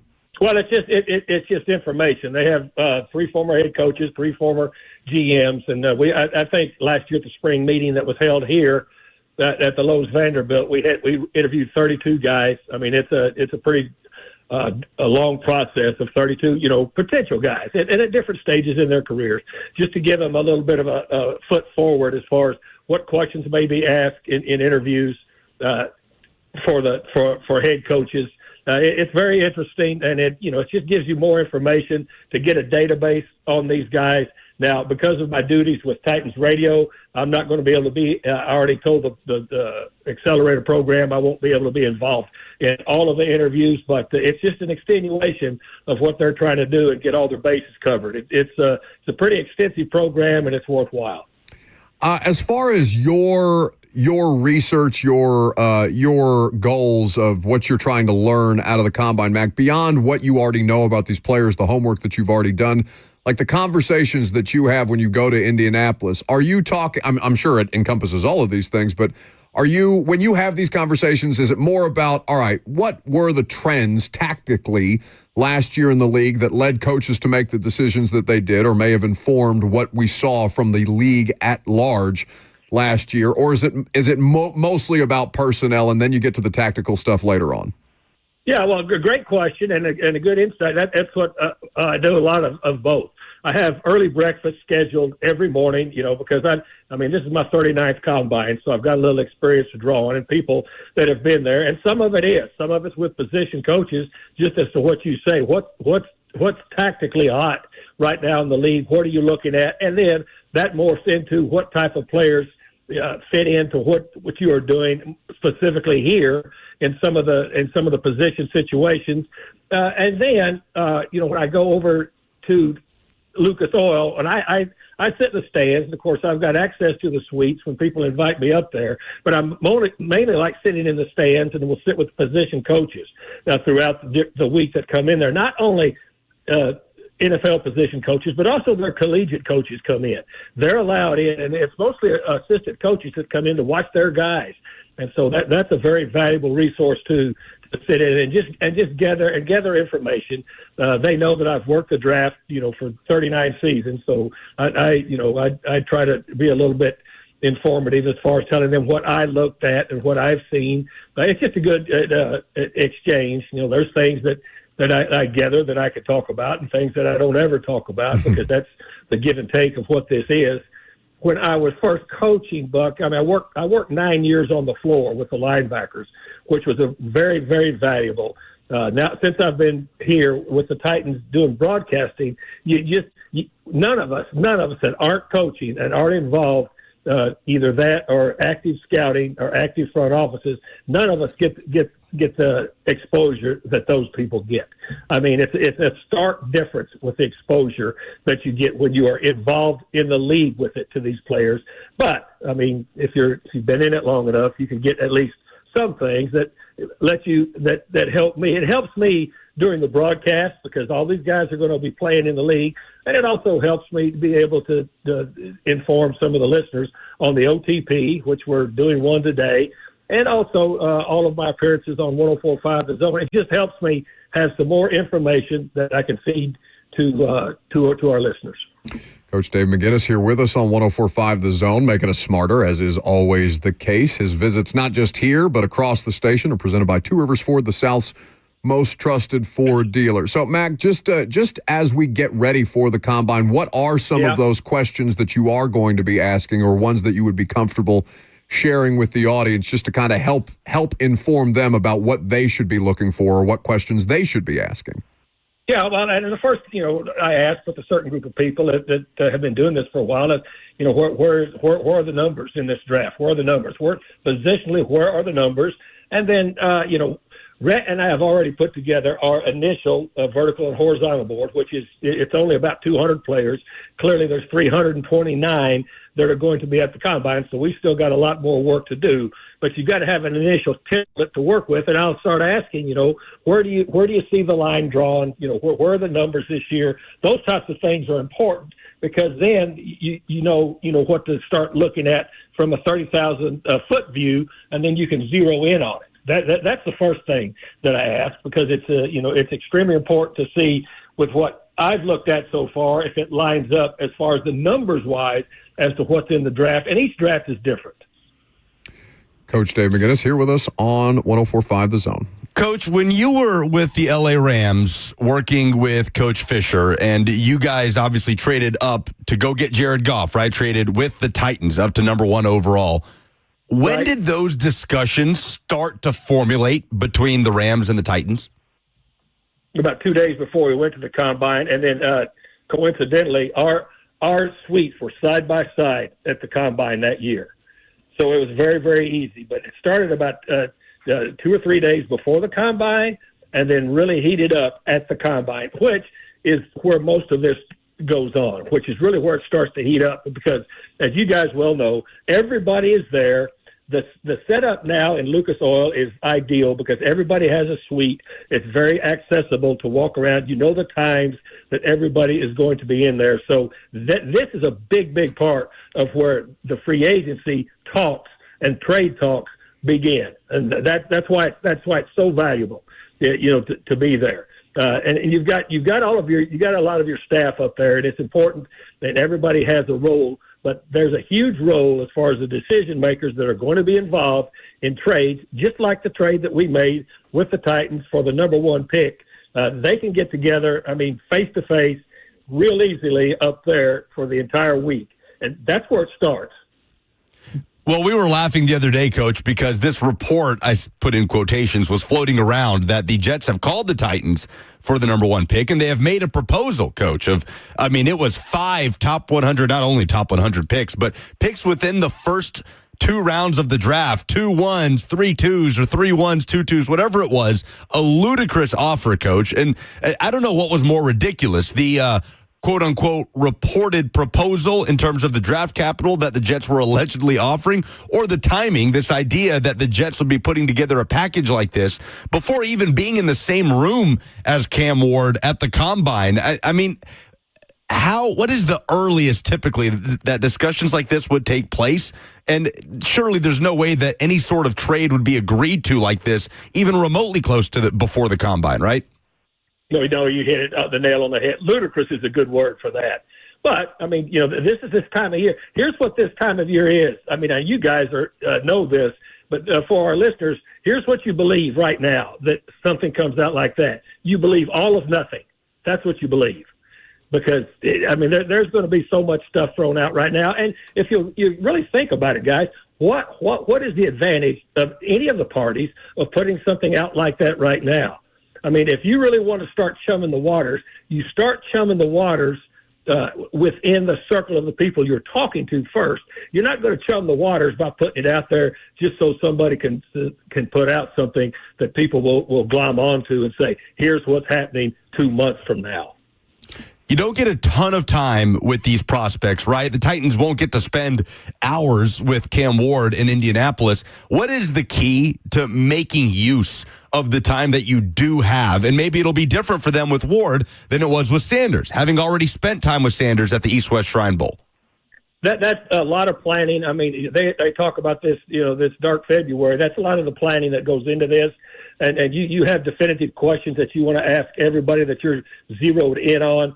You've got 18 minutes now. They've gone to 18 minutes from 15, but you narrow down what you want to ask going in. You just don't go in there blind and just start free-forming questions. So all of that is decided, who's going to be in the room, what you're going to ask, how you're going to present, depending on who you've got in there. But it's 18 minutes at the Combine. But what that helps with, and Jim Nagy's helped this a lot because he has set up individual interviews now at the Senior Bowl, which you didn't used to have.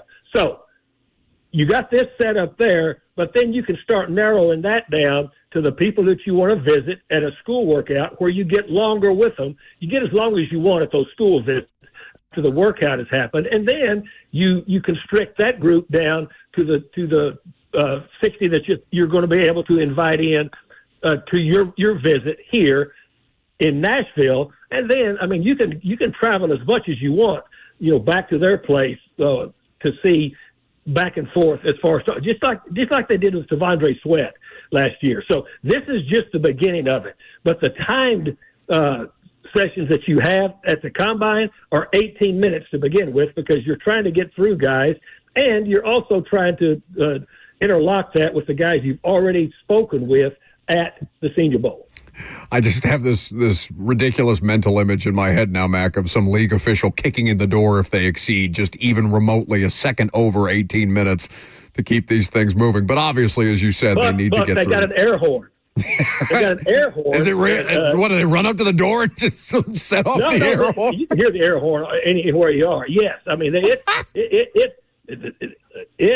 look, we don't want to know about what happened when I first started going because there was no scheduled interview, and you were grabbing guys in the hallway and pulling them in a room and holding them so they couldn't talk to anybody. I mean, anyway, it was a Wild West. It really was.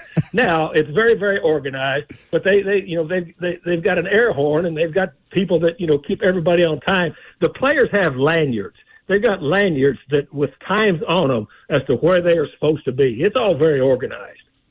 Coach Dave McGinnis of Titans Radio here with us on 104.5 The Zone. Visits presented by Two Rivers Ford, the South's most trusted Ford dealer. So, Mac, obviously, there's a difference between what the teams will learn and what fans can expect to learn. There's a significant drop-off based on the information that will be able for fans to consume. And, of course, that's not the most important thing, but fans do like to be as informed as they can be about this process, particularly a team like the Titans or a fan base like the Titans, whose club owns the number 1 overall pick. What are reasonable expectations that Titans fans can have about what they can learn about these quarterbacks, especially if they don't throw, Mac?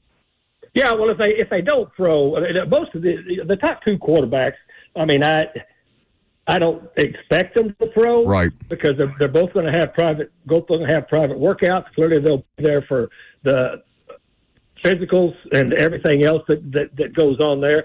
But because this quarterback group, Buck, I mean, as you know and our listeners know, there's not a lot of determination after the top 2 as to where these guys slot. So I would expect most of those guys to throw because, again, you're comparing apples to apples there, but you're going to have a pretty good number of these guys throwing against one another, which, again, it's not the end-all to be-all. I don't expect the top 2 to throw, but at least if the other ones do, they'll start to separate themselves somewhat, in the minds of the evaluators after the Combine. So that's what I would focus in on. I would focus in on the other quarterbacks, just seeing how they throw. Of course, they've all got different bodies of work on their tape right now, which is going to make a difference. But I would expect, as I just said, most of those guys to throw, whereas the top 2, that's probably up in the air. I just checked my Open Table app, Mac, and I'm not sure if you're familiar with Open Table, but I just wanted to make sure that I have all of my reservations for either Harry and Izzy's or St. Elmo's set, and I have one for every night if you need dinner reservations. I know you have them, but just in case, I got backups. Well, that's a very good offer. You're spot on. You understand that the same kitchen serves both places, right? I do. But, I want to do one St. Elmo's night, Mac. St. Elmo's has an ambiance that Harry and Izzy's is great, but it doesn't quite replicate. It's the only place where he doesn't get looks for eating fries with a fork. Since I've been here with Titans Radio, that's there's two places that I treat Titans Radio when we're on the road. One of them is at Mama Ninfa's in Houston, which you participated in. Oh. You understand that. And then every year I take Titans Radio to St. Elmo's, so I'll be there. Absolutely. Coach Mack, the main man, he will be on the scene for more than the average person at the Combine, but certainly he'll have excellent coverage from the Combine. He'll learn a bunch of stuff, and he'll share it with you as far as the Titans radio audience goes. Official Titans podcast is where you can check all of that out. They'll record an episode today, it sounds like, and also TennesseeTitans.com for all the digital content that they're producing. Coach, James Pierce Jr., going into the 2024 season, he was being looked at as potentially the number one edge rusher in this draft. That is obviously now Abdul Carter. How big of a week is this for James Pierce Jr. to try to make up some of that ground and get into the same room? Because a lot of these teams don't really know who he is either. He's not really a guy that's done a lot of public appearances or has met with the media in Knoxville. Yeah, I still got him as a first-round pick. It's important. It's important for him. That we talk about strength of positions as far as in the draft. That's one of the stronger positions in the draft: edge rushers and interior defensive linemen. And I've got right now 1, 2, 3, 4, 5, 6, 7 edge rushers as possible first-round picks. James Pierce is right there in that group. So this is an important piece of this evaluation for him. But skill set-wise, I still think he's a first-round pick. All right, my guy, safe travels when you do head up to Indianapolis. I know you've been on your Mac Across America tour, so I hope that was successful, and looking forward to seeing you up in Indy. Thanks, Buck. Look forward to seeing you at Indy. Appreciate you guys. See you, Lucas. That's the main man, Coach Dave McGinnis of Titans Radio, presented by Two Rivers Ford. Look at you trying to shoehorn a French fry joke in there when neither of us have time for it. They would absolutely look at me sideways if I would, as I do, eat French fries with a fork and knife at St. Elmo's or Harry and Izzy's. What about shrimp cocktail with a fork and knife? Is that acceptable? I do that. I cut the tails off, and then I use my fork, and I dip the shrimp in the famous St. Elmo's cocktail sauce, and then I eat it, and then my face melts. What Have about you ever had that, by the way? Yeah, I was with you. I was only, what was that, 2 years ago? Did you go to St. Elmo's with me? Yeah, you, me, and Kirby went. Oh, I forgot about that. And then they also came and handed out shrimp cocktail in the morning at like 8 a.m. Yeah, that was I do remember at the Combine. setting up, because I was back here while y'all were in Indy, and Lucas is shoveling shrimp cocktail into his mouth as the Open's playing at like 9:30 in the morning. I also remember Buck handing his phone to Kirby saying, Kirby, videotape me eating this shrimp cocktail at 8 a.m. And he did it. Oh, it's so disgusting. And you did this big theatrical reaction. There's nothing theatrical about the St. Elmo's cocktail sauce. That was a very real reaction that I thought was worth documenting. Kirby, film me eating this. Also, eating shrimp cocktail. I'm going to make Kirby film me driving for advertisement purposes. Shout out to Rivers Ford. Shrimp cocktail at 8 a.m. seems a little Diabolical. rough. I mean, it's technically 10:30 a.m. because Indianapolis is on Eastern time. So, they do that for Colts games in the press box, which is something that I would like for them to stop, even though it's a nice sentiment. But I don't want the press box. The press box is already bad in Indy because it's 700,000 feet in the air and you get vertigo. Oh, so it just smells like It smells like shrimp. Smells like shrimp for a period of time. I mean, it's a big press box. Like, it doesn't smell like shrimp for an extended period of time, but for that brief moment when you smell it, and you're just like, oh, I wish that wasn't in here right now. The Bengals have released defensive tackle Sheldon Rankins. Started 7 games last year. So another interior D lineman on the market. Okay. So, do we have things to give away? We do. You give us your Friday Fire, 615-737-1045. We give you 2 tickets to see the Doobie Brothers with special guest, the Coral Reefer Band, on September 15th at First Bank Amphitheater. 615-737-1045 is how you get the opportunity to win those tickets. Call in. Tell us your moment of positivity. As I say, always, sports-wise, professional, personal life. What made you smile? What made you feel good this week? We want to hear about it. We want to celebrate it. The best submission will send you to the Doobie Brothers concert coming up next.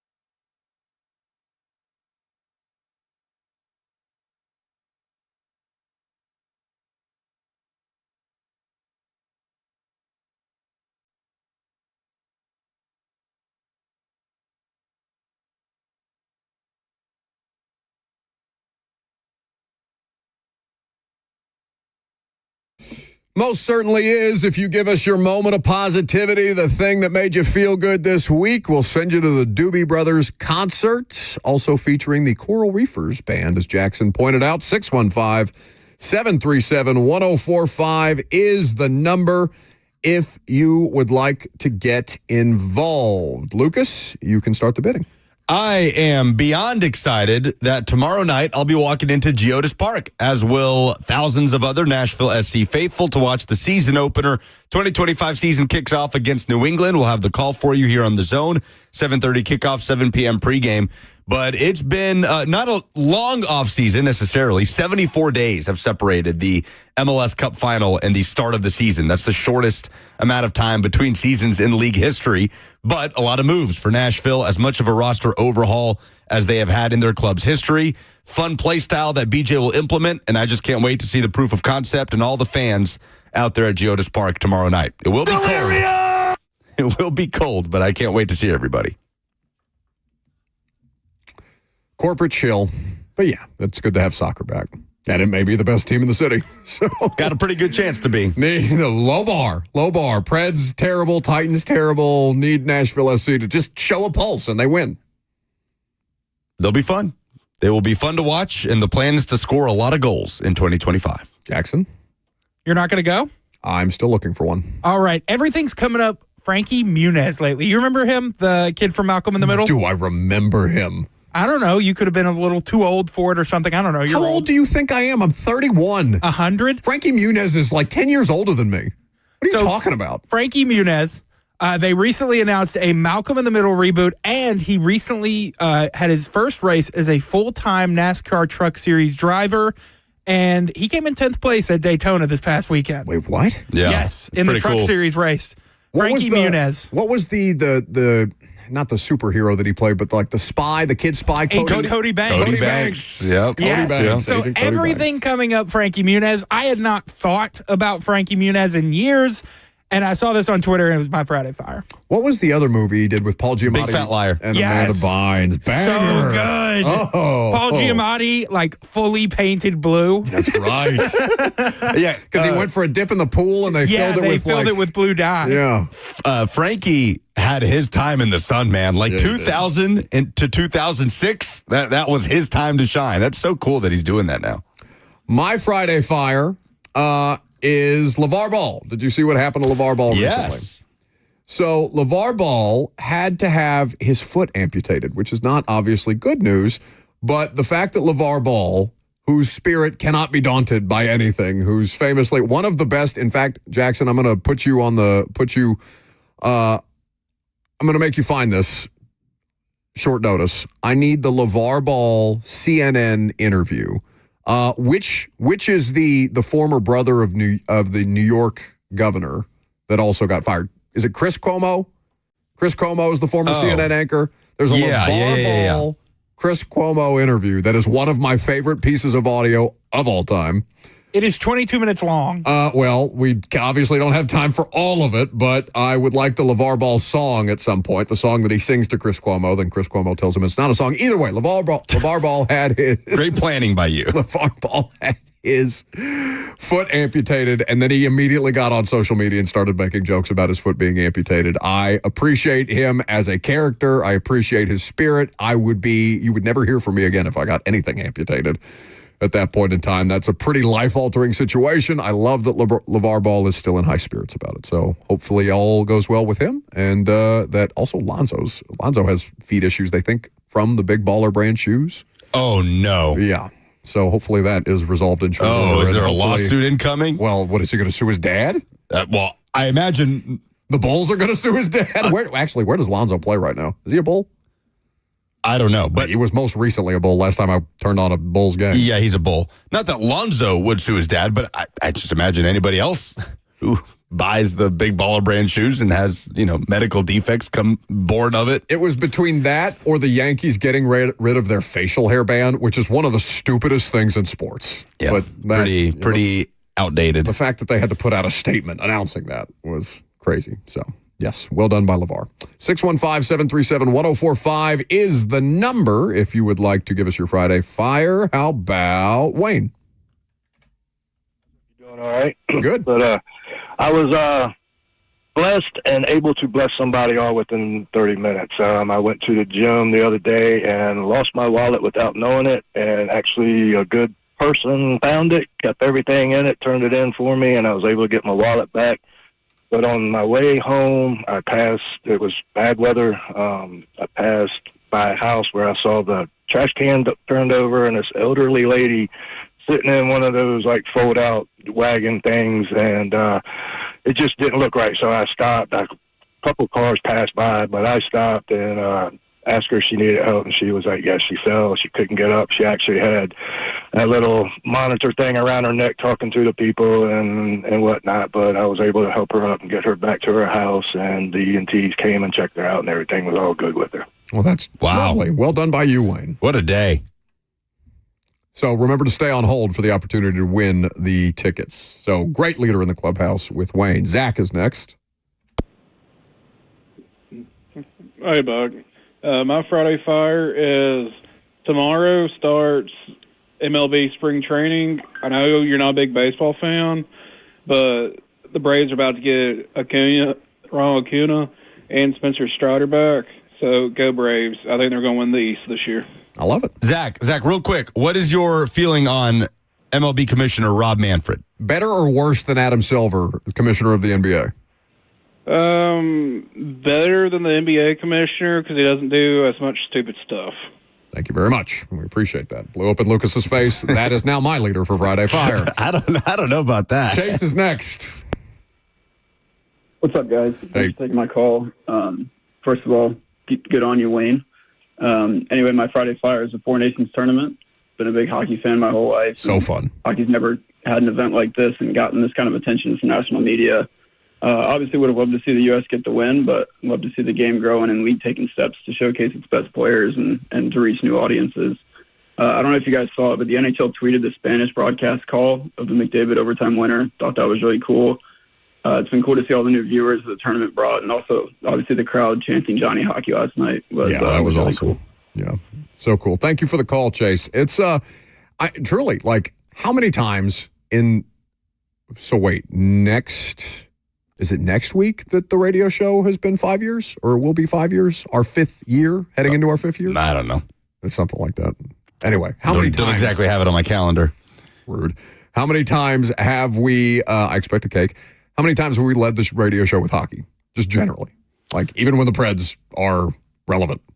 Oh, yeah. I mean, when the Preds are on a playoff run. But very rarely do we open the show with hockey and do a 15-minute hockey segment to start the show. And, I know he's talking about national attention, but still, that's impactful. This had a huge impact on on the level of excitement that people have halfway through the hockey season. And just generally getting people attached to stars in the NHL, American, Canadian, Swedish, Finnish, or otherwise. Leo is our last submission for Friday Fire. What you got, Leo? All right, Buck, you are my Friday Fire because as much time as you guys don't talk about things like baseball and hockey, we do get regaled pretty regularly, and I'm a regular listener, so I hear it often, about you crying about Indiana basketball. Yes.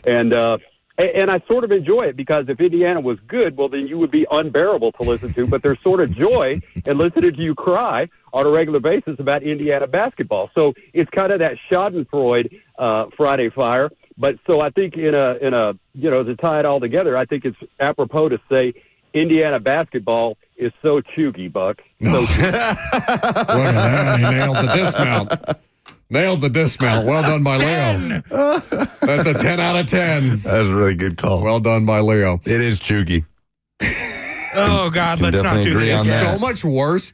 Leo sounds significantly older than you, and it sounds so much smoother coming out of his mouth than it did yours. I disagree. So Ann Herndon, who is a regular on the F&M Bank chat, put together this mock. I mean, it's a screenshot. She got somebody to send her text messages, and she changed this person's contact to Woody with a plane emoji, like Woody Johnson from the Jets, and she tagged us in this yesterday. It's so good. And the screenshot. Oh, no, please don't read it. Not you. Oh, I'm going to read it. So a mock text from Woody Johnson to Mike Borgonzi proposing this ridiculous, trade proposal for the number one pick that we outlined yesterday. From Woody. Bruh, no cap. Need that first pick to get mad aura points with my kids. You can have like 3 first-round picks. IDC. I need Sigma Cam with that skibbity Riz. No, come on. No. He's done for the segment. When he said skibbity Riz. Yes. Something inside me died. Like, I don't think I've ever actually heard a real person say that. Have you ever heard somebody use that phrase other than people making fun of Gen Z people on TikTok? What do you think it means? I have no idea. Like, I know Riz is charisma. Other than that, I got nothing. Like, we need a young person around here to keep us from aging badly because I'm scared. I'm looking it up. This explains nothing to me. Urban Dictionary, Skibbity Riz. Skibbity Riz is the second highest level of Riz. Okay. So is just Riz is the highest level, and then Skibbity Riz is like secondary. I don't know. I just want this to stop. I think it's upgraded. Oh, so Skibbity Riz is higher than just regular Riz. I don't want to know what the top one is, to be completely honest. The sentence reads, his Riz is so immaculate, it is Skibbity Riz. Oh my God, this is so funny. Make it stop. Skibbity Riz cracked me up. We agree that Wayne wins, right? Yeah, for sure. Leo had the best call, but Wayne did the best thing this week. His is the Friday Fire submission. Oh, okay. So Skibbity, just Skibbity, Skibidi on Urban Dictionary, is a word usually used to start a conversation, specifically a conversation filled with brain rot, which is this show. This show is 3 hours of brain rot. So we actually should be embracing this a lot more than we currently are. Just end the segment.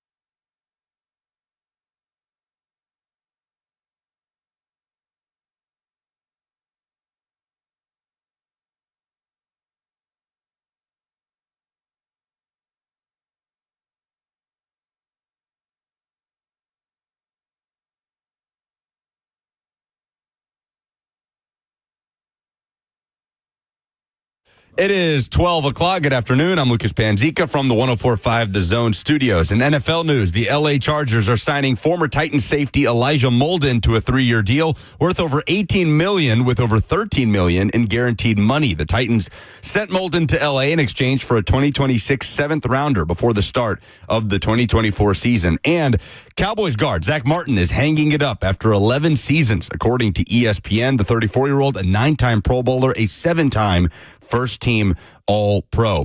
The University of Tennessee and Nebraska are canceling their upcoming football series, which was scheduled for 2026 in Lincoln and 2027 in Knoxville. Pete Thamel of ESPN reporting that the driver of the move was Nebraska, wanting 8 home games in 2027 when they expected reduced stadium capacity because of renovations. College hoops this weekend, Tennessee on the road at Texas A&M. Top 10 matchup tipping off at 11 a.m. Catch the Vol Network call here on The Zone. Vanderbilt looking to end a 3-game slide. They return home to host number 24 Ole Miss at Memorial Gym. Tip-off at 2:30 on SEC Network. Nashville Soccer Club kicks off the 2025 season at Geodis Park against New England Revolution, beginning manager B.J. Callahan's first full season. Kickoff at 7:30. Pre-game coverage right here on The Zone starts at 7. For all your foundation repairs and waterproofing needs, visit USSTN.com. Breaking news at once on your home for the Titans, Vols, and the Skibbity Rising Show. This is 104.5. I hate you. The Zone.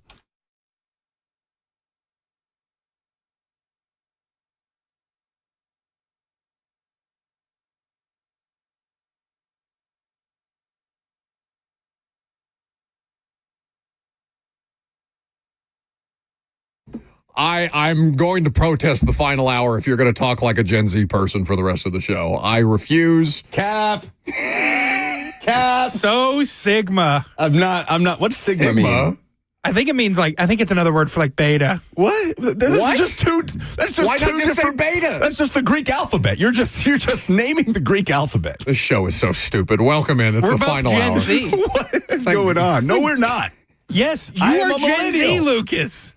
Why do you want to be an older generation other than you don't know how to speak the way that your generation allegedly speaks? I don't want to be part of the generation that created Skibbity Riz. I bet. Now, you know how we say... No, bet's not. Bet is Gen Z a doesn't Gen get Z bet. thing. No. Bet is a Gen Z thing. Bet is a millennial thing. You know it's how just we say- how far along how high up the millennial chain you get before it starts to sound cringy. We say lie when somebody lies. We just yell lie. We just start yelling cap. Cap! This show is entirely too Caucasian to try and work that into the lexicon successfully. All right, let's not get above our skis here. 615-737-1045 is the number if you want to jump in. Facebook, YouTube, Twitter, and on Twitch is where you can submit your Gen Z phrases for Lucas to read throughout the course of the show. Perhaps he'll work that into his analysis. In fact, I may decide to make it an edict that Lucas has to speak that way for the rest of the show. You know who's chuggy? Aaron Rodgers. Don't be capping. Stop. Aaron Rodgers. Okay, so remind me the definition of that word. Chuggy. Something that's out of style. Oh, Right? Not cool anymore. Is he not cool anymore? When's the last time Aaron Rodgers was cool? Because it feels like a couple of years removed from When he was Aaron winning Rodgers. football games? Yeah, that's true. But even at the end of Green Bay, wasn't he kind of petulant? I think it was starting to fade at the end of the Green Bay tenure. Yeah. I feel like his aura was transferred to Jordan Love when they drafted him in 2020. No cap.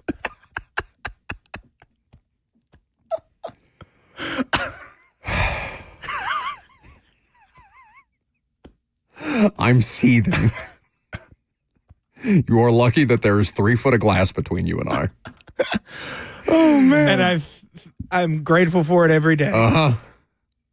So, Aaron Rodgers definitively past his prime. Let's say that. The more interesting part of the Aaron Rodgers discussion is where he'll land. There is some level of discussion. It's an educated guess, we'll call it. It's not reporting, but it is being put out there by a very, very credible reporter in Tyler Dunn, who writes long-form pieces for his own Substack. He's been in the league for a long, long time. I'm certain at some point he had done interviews here on The Zone, maybe not recently, but he's definitely done interviews on The Zone in the last couple of years. Maybe that one was when Jason Martin was still here. I'm pretty sure he was on the morning show once or twice. Either way, Tyler Dunne, respected NFL journalist, does great long-form pieces, really digs into the subject matter and gets to know the parties involved. And he did an appearance with the Zach Gelb show, which I believe is on CBS Sports Radio. And he was asked a question. Well, I guess I'll just let Zach set the question up. I like the way you framed it because it's a gut feeling. This isn't based on specific conversations with execs, with coaches, because I think all that's going to happen next week in Indianapolis, and we'll all get a clearer picture of the situation, Zach. But I think this is Bill Belichick in quarterback form. I think that he probably wants to play, wants to start, wants to make money, and I'll be surprised if a team gives him that opportunity. I don't know how a GM, a head coach, hell, an owner can see what happened in Green Bay, can see what happened with the New York Jets, and allow Aaron Rodgers to nuke your building in the same form and fashion. Is he really going to want to start for a team at quarterback and just play quarterback? I would be shocked if that's the case for somebody that we've seen the same storyline play out again and again and again. It's bringing the buddies, whether they're coaches, whether they're players. It's pseudo GM, assistant to the assistant GM, Dwight Schrute-esque. I don't know. I mean, it's so obvious at this point, right? It's not just one of us kind of trying to explain this to people from conversations behind the scenes. It was on full public display. I would, even though there are a lot of options out there at quarterback via trade, free agency, the draft, I don't know why any team would do it. So you think he's getting shut out completely is what you're saying? It's a gut feeling, right? I think that it's Bill Belichick. Bill Belichick is the greatest coach ever, and nobody wanted him to come in and completely take over a building, right? You bring in Bill Belichick, it's not just to coach the team. He's going to want to have some personnel control. We saw how his drafts ended there in New England. He left Elliott Wolf with, bare cupboards, really. There's a lot more that goes into it than just saying Aaron Rodgers is a first ballot Hall of Fame quarterback. Of course he should start day one. You're bringing in a lot more than that, just like you're bringing in a lot more than just Bill Belichick coaching your defense, coaching your team. I don't know. Maybe there's a desperate owner out there, but Woody Johnson, not one of the best owners, to put it mildly. So he was duped. The Jets were duped. I don't know who will get duped again. So again, it's not a report, but that's the first time I've heard somebody offer that opinion. And to be honest, I think he makes an incredibly compelling case. What organization in their right mind that values functionality and stability would add Aaron Rodgers into the mix with a reasonable chance or reasonable thought process of having success? Like with the opportunity to win. Like what winning organization, or I know it's almost never a quarterback away, the way that we like to paint these or create these conversations is, they're just one piece away. They get the quarterback right, they'll have it all. Those situations hardly ever happen. But what organization is going to drop Aaron Rodgers into the middle of their locker room? I think he's toxic. I think he's genuinely toxic. And what's worse is I don't think he does it on purpose. Like, I think some of the stuff he does to rib media, especially after the, what did he say when he lied about being vaccinated?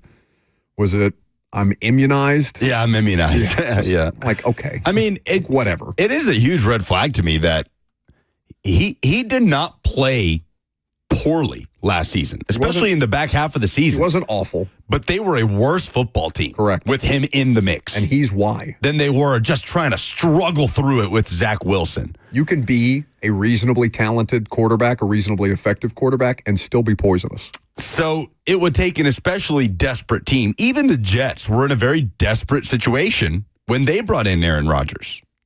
And the outlook on Rodgers is more negative now than it was 2 years ago before they brought him in. And really, it only took the one season because he didn't even have the first season to kind of pollute things, right? It was, 4 plays, 5 plays, 6 plays into the first series when he popped the Achilles? Yeah, exactly. 4 plays. So just how desperate does a team have to be when you look at the Giants publicly saying, running out of patience? We know they're desperate. We know Brian Daboll needs a quarterback. When you look at the Browns, We know they're desperate, but do they want to do something like that after the way the Watson thing blew up in their face? It's hard to even find a good fit because I don't know what a good fit for Aaron Rodgers constitutes.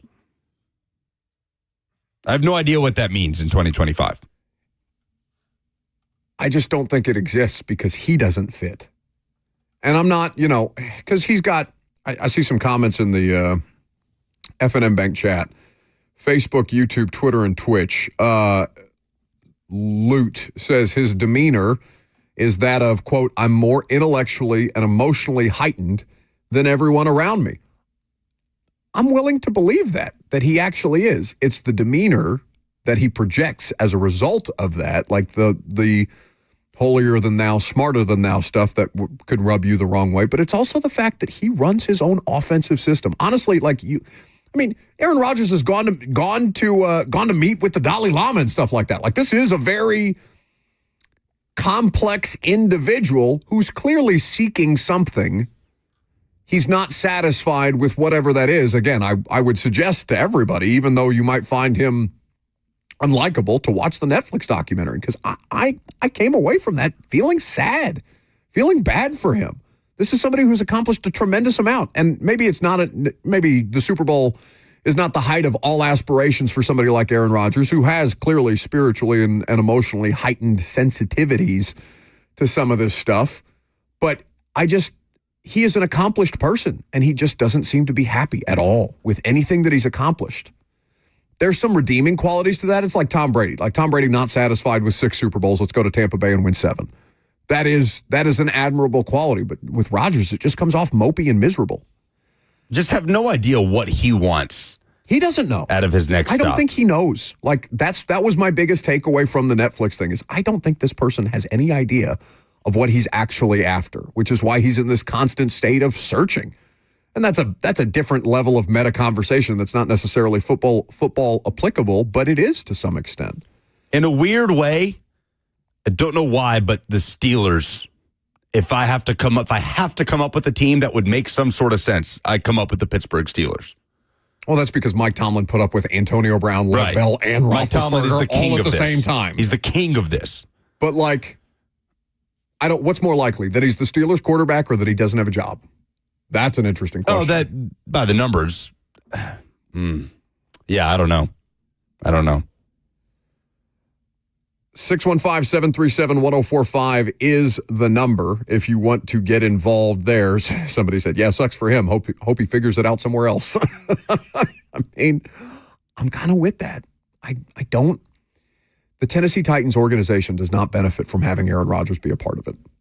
I can't come up with a single way other than he lends, it's a famous player for an organization that's irrelevant. That's not the reason that you want the Titans to be relevant. If you're somebody who wants people to pay more attention to the Titans, it's a failing proposition anyway to just be seeking things that will make your team more relevant beyond football wins. The Rodgers proposition is not a road I think most people want to go down. I haven't heard anybody really strongly advocate for it. I don't think we've gotten many calls to that effect. I certainly haven't gotten many messages on social media about it. No, people are out on him. He seems to have a level of toxicity about him right now, rightly or wrongly, that it just doesn't benefit an organization, especially an organization like this one that is still in flux. Yeah, I don't think Titans fans want him here. But they also don't want some of them don't want either of the quarterbacks in the draft. So, it's you're going to have somebody play quarterback for you next year. The only thing that I definitively know is it's not going to be Will Levis unless there's an injury. 615-737-1045 is the number if you want to chime in. Speaking of quarterback buzz, there's some interesting conversation around Matt Stafford. What relevance does that have for the Titans? I'll tell you coming up next.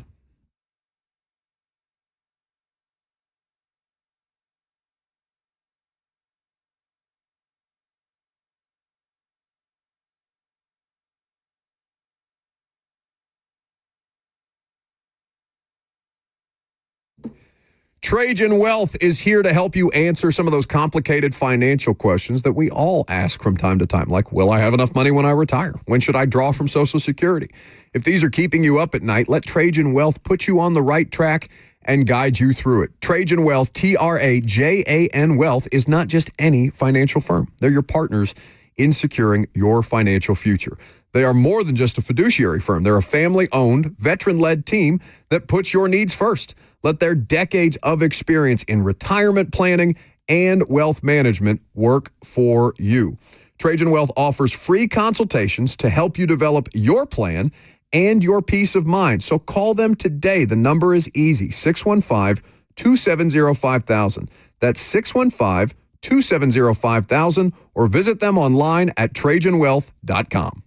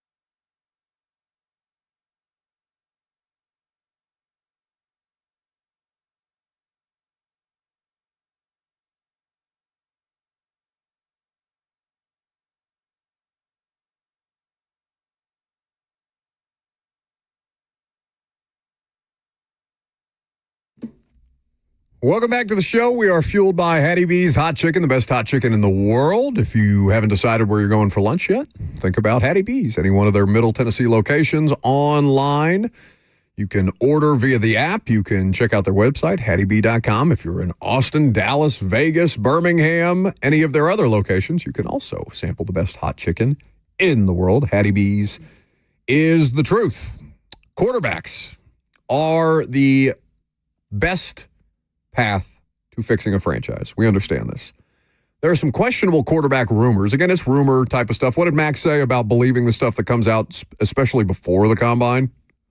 Yeah, he said, that's why I was so interested to hear exactly when the Rams and Titans started discussions, even good question by you. Preliminary discussions. He said 2 days before the combine, which is essentially where we're at right now. I mean, Saturday for most people is 2 days before the weekend combine. before the combine. Yeah. So if there is any real trade conversation to be had, it will start this weekend and pick up steam heading into this week, and I'm sure you'll see rumors. But what Max said about stuff that gets leaked before the combine, like that nonsensical Jets thing that I think has... And I don't know the reporter. I don't know his sources. I don't want to be dismissive or anything like that, but like I could not... the call from the Jets to the Titans about the number 1 overall pick, okay, the offer is stupid. That's not real. It couldn't possibly be real, especially not right now. That's nonsense. That's not credible.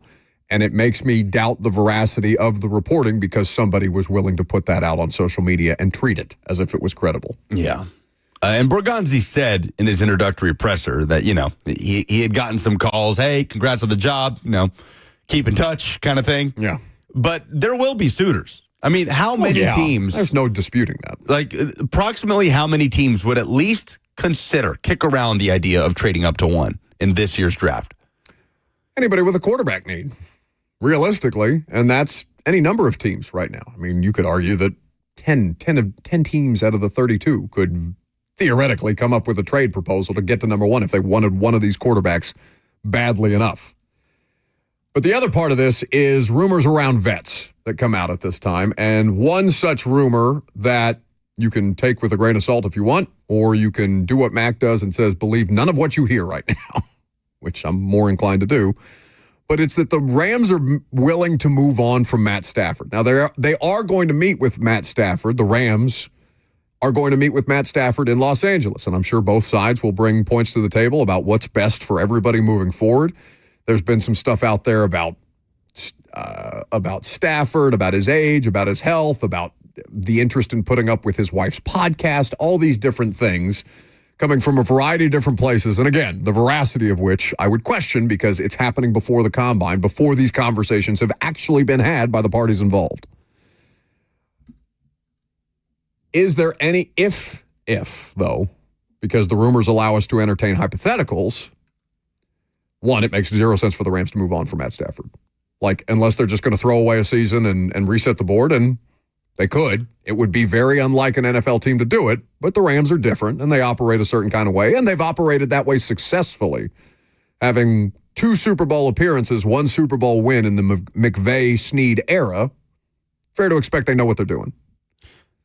And they were 1 play away from being in the NFC Championship. Oh, yeah. 1 play.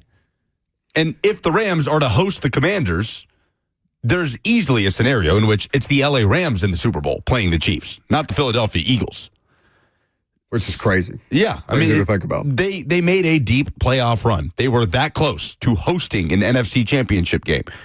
Jordan Schultz of Fox Sports put together kind of an NFL Confidential with just some news and notes on what he's hearing ahead of the combine, including stuff on Jamar Chase, the Jags GM search. But in terms of Stafford, he says, while uncertainty remains surrounding Matthew Stafford's future with the team, league sources are adamant that coach Sean McVay and the organization want to keep the 37-year-old Super Bowl champion. Remember, trading Stafford ensures a $45.3 million dead cap hit in 2025 and nearly $23 million in 2026. Stafford is scheduled to make under $30 million this upcoming season. He is seeking a new contract with future guarantees that will pay him closer to the league's top 10 quarterbacks. Several teams, he says, have called L.A. about Stafford. The belief is a first-round pick would probably be the asking price should the Rams choose to make a deal. Again, the Rams want him back. $49.3 million cap hit if released, and there's been nothing to this point that would suggest Stafford doesn't want to play for them, but this is undoubtedly one of the biggest storylines heading into free agency next month. McVay almost retired after they won the Super Bowl because the pressures of it are insane. You think he's going to go into this situation without a viable quarterback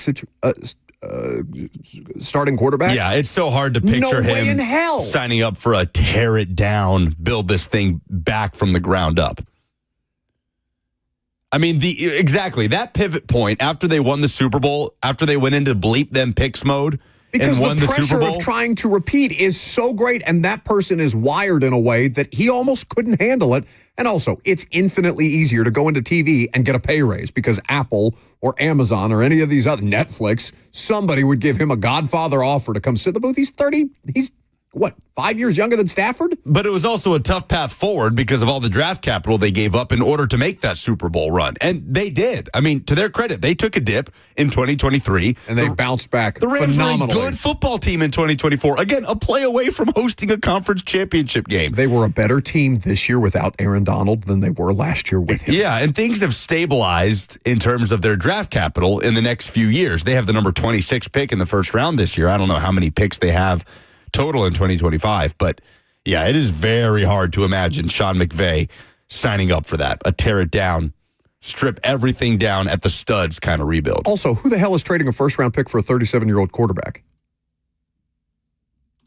Like, I mean, I couldn't think of a scenario where that would make sense. Yeah, well, what I will say about Stafford is he is the one quarterback of all of these guys that could potentially be available. The guys that are not, but potentially could be. Stafford, Carr, Darnold obviously is available.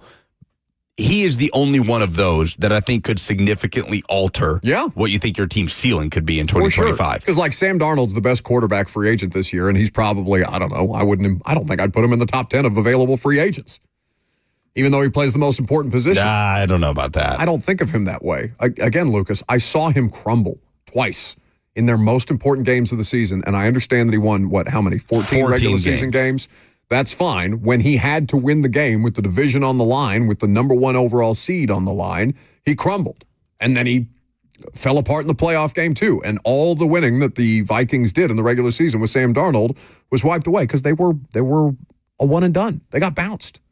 Their season amounted as much as the Titans did in 2021 when they had the number one overall seed and Tannehill pooped the bed.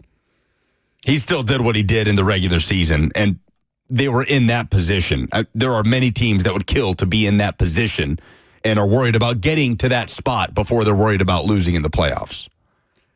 So, like, if I'm Brian, now, there's a difference here between what makes the most sense for the Titans organization, what makes the most sense for Titans fans, and what makes the most sense for Brian Callahan. Because if I'm Brian Callahan, of course I would want Matt Stafford. I need to win.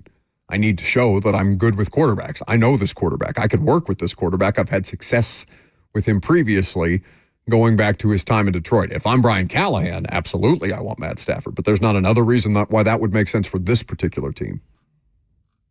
And I think, honestly, obviously the Titans have the number one overall pick, so they would lose their minds if they traded the number one overall pick for a 37-year-old quarterback. That's nonsensical as well. But even if he is a significantly better option than anybody that he's a better option than anybody that they've had since like peak Tannehill, which is 19 and 20. You still wouldn't go for that, even if he's the best available quarterback, potentially available quarterback option, right? I think. I don't want to speak on behalf of Titans fans, but I can't imagine that people, like, that's not getting Titans fans excited. 37-year-old Stafford on a team that's not good, not the Rams. They don't have the Rams roster. Yeah, and the injuries with him, it's not that he's coming off a big injury. He hasn't really had a lot of big, significant injuries. He had a neck a couple years ago, didn't he? I mean, the way Derek Carr is coming off a hand injury that sidelined him for the last, 12 games of the season or whatever it was.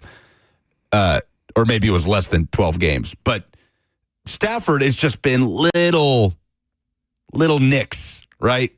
It feels like he's just been kind of... He is old. Periodically. He's old and he doesn't move well. Periodically banged up, and that's not it doesn't feel like a good combination for the Titans of 2025. Obviously, the offensive line could look very different in 2025 than it did in 2024. I don't think it's going to look substantially different either way you're talking about. I think it has a chance to. If the right tackle position is stabilized, it looks substantially different than it did in 2024. Substantially different with Latham in year 2 and Peter Skoronski, and that would also hinge on Lloyd Cushenberry being healthy and available.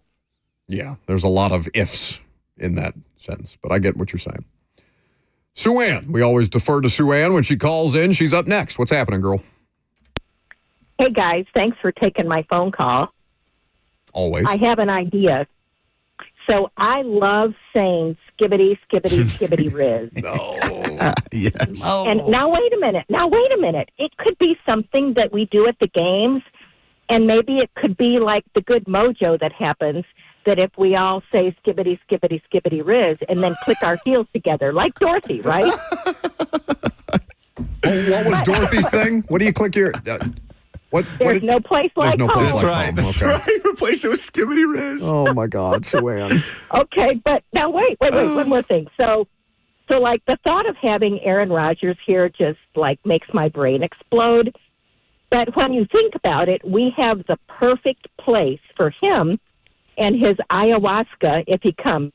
You know where that is? Where? Bell Witch Cave.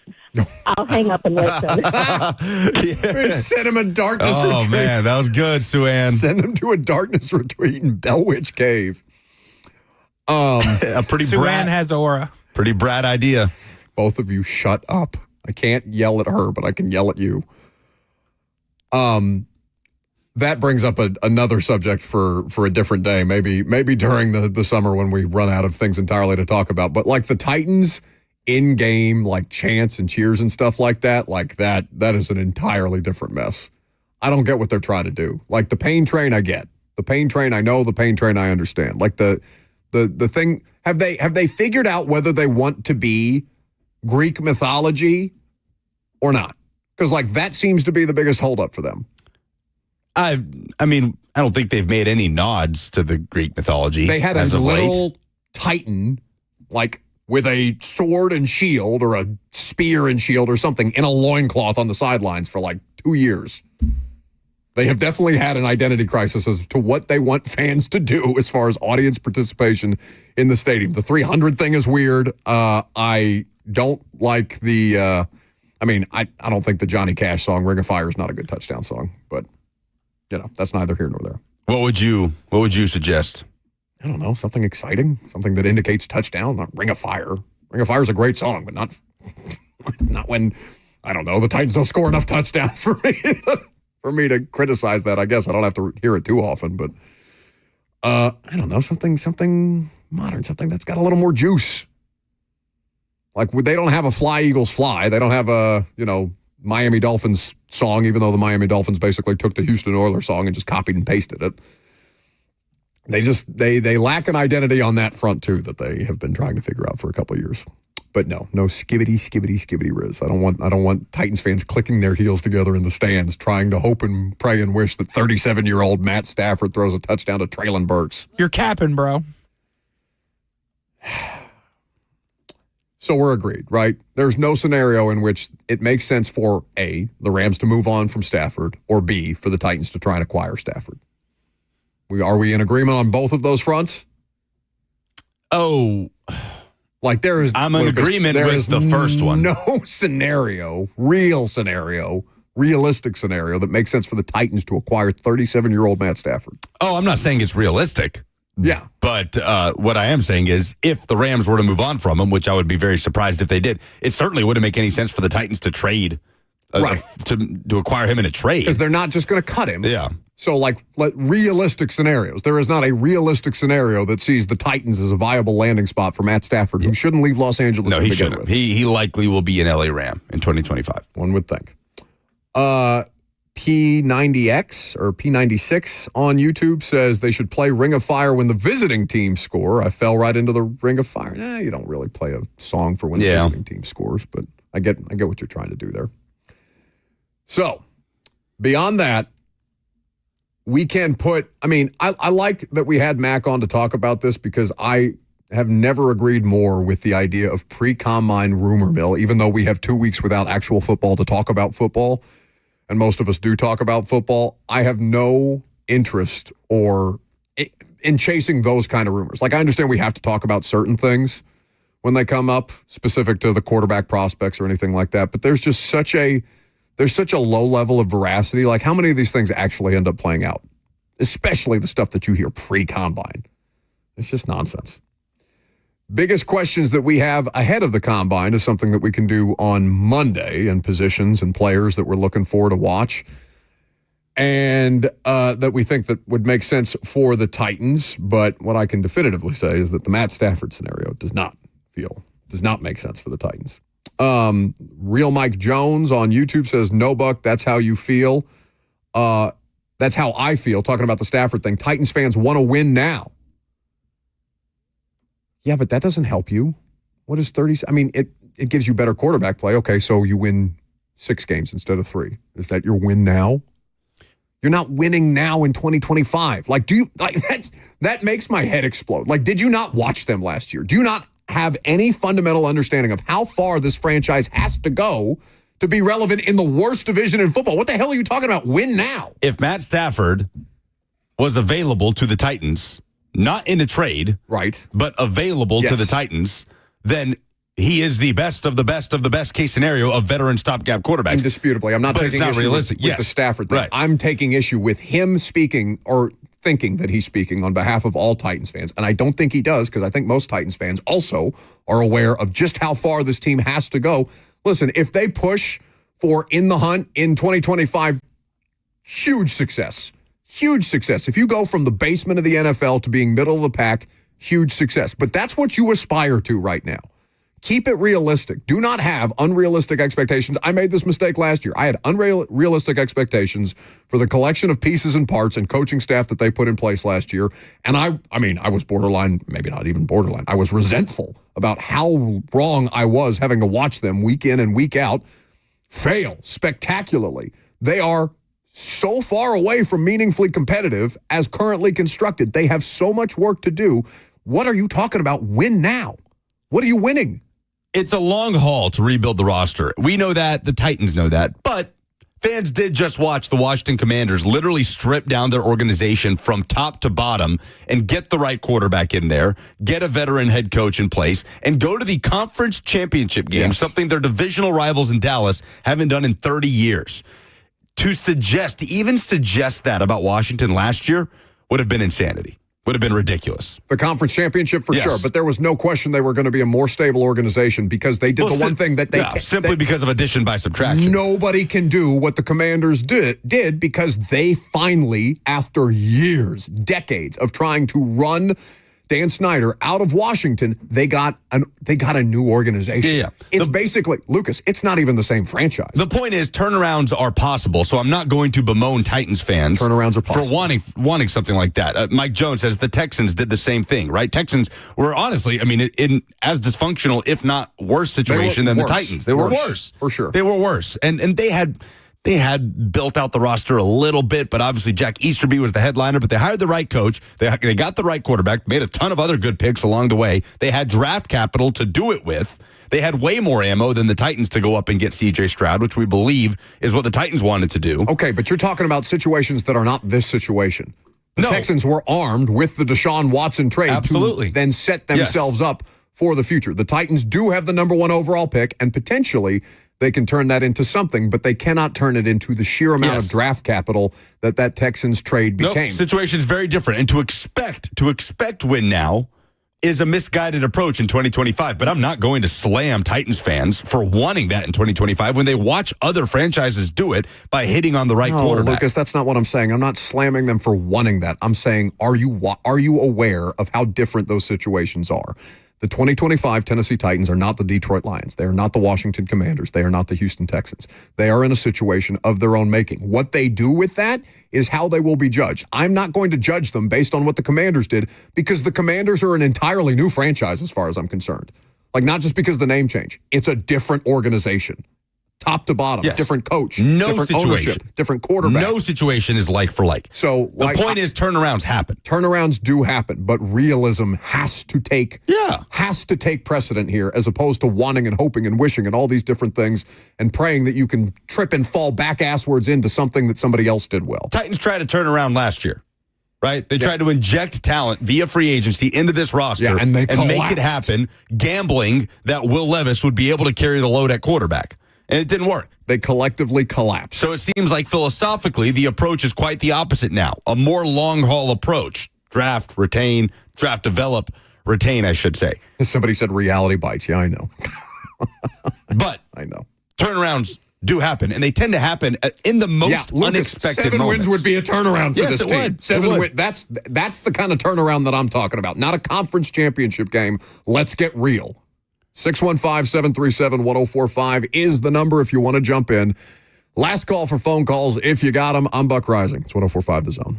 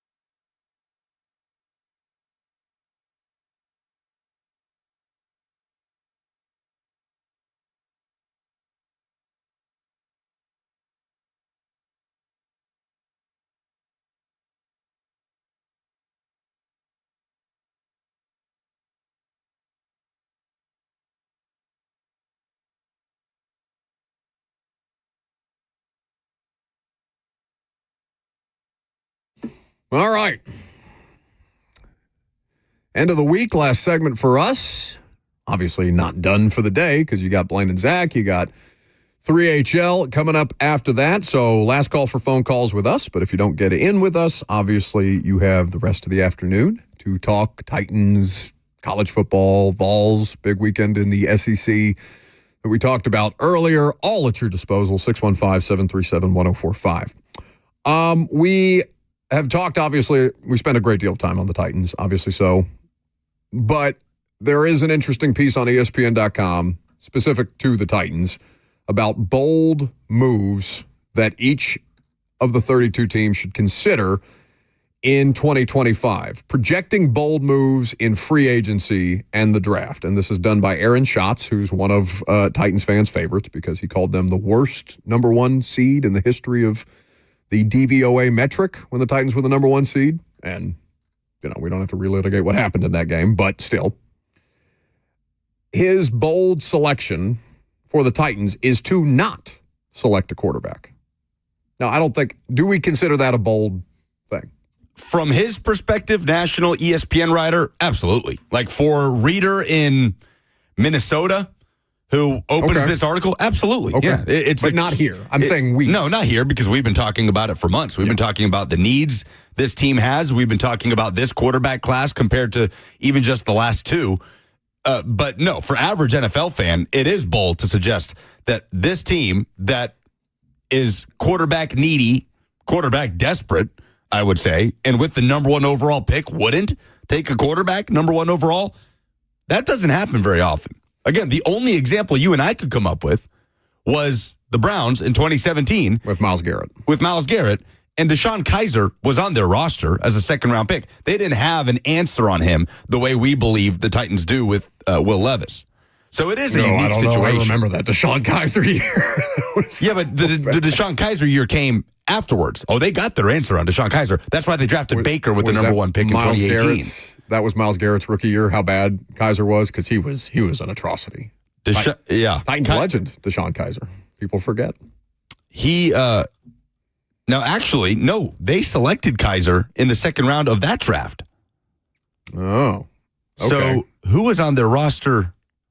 I think Kaiser was the starting quarterback for a good chunk of that season. No, he was in the 2017 season. Was Manziel still wandering around there? So they did address the quarterback position in that Myles Garrett draft. They did it later. They weren't in love with any of those quarterbacks enough to take them number one overall. They were obviously wrong. Pat Mahomes. Everybody was wrong about Pat Mahomes. He was Deshaun the number was in 10 that draft too. Yeah, Mitch Trubisky was the number one quarterback in that draft. He was taken number 2 overall. Yeah, the NFL was wrong. So yeah, in the way that played out. But honestly, maybe we go back and look at that 2017 draft as the best possible comparison for this year's draft. It is. Yeah, even if there is a better quarterback than Mitch Trubisky, who we expect to go first. But in that moment, were we slamming the Browns, saying you're insane for not taking one of these quarterbacks? Was it considered to be an overwhelmingly strong quarterback class? I don't think I was paying close enough attention to them, but I don't remember there being harsh dialogue around the Browns that year. I would say no if Mitch Trubisky was QB1, and Pat Mahomes was not. Pat Mahomes had a lot of red flags as a prospect. So here is why he says that the Titans should not select a quarterback at number 1. The analytic standard is normally that the quarterback position is so important that a franchise has to take a quarterback at the top of the draft if it needs one. But many draft analysts don't feel that way don't feel that any of this year's quarterbacks are truly worth the first overall selection. I add parenthetically that Louis Riddick does, and he's very much an ESPN draft analyst, and this is an ESPN article, but, that's one example. So maybe the best thing, he adds, is not to reach. The AFC is currently loaded. The Titans shouldn't use the number 1 pick on a middle-of-the-pack quarterback. The Titans should draft edge rusher Abdul Carter or cornerback wide receiver Travis Hunter instead of forcing a competitive window where one does not exist. They can be satisfied with Will Levis. This is where it starts to tail off because I'm with him until this part. They can be satisfied with Will Levis while trying to build the rest of the team for when a top quarterback is finally available. The Titans have already suggested that they are thinking this way, with team president Chad Brinker's comments that the Titans will not pass on a generational talent in the draft. There is no scenario in which this team trots out Will Levis as the week 1 starter on purpose. Here's the thing. What if Matt Stafford stays with the Rams, which we believe is likely? Okay. The Vikings tag Sam Darnold or extend him, whatever. Okay. And the Saints don't let go of Derek Carr, which is obviously more likely than not at this point in time. Okay. Well, then in that scenario, my next question would be, how high is Cam Ward on your draft board?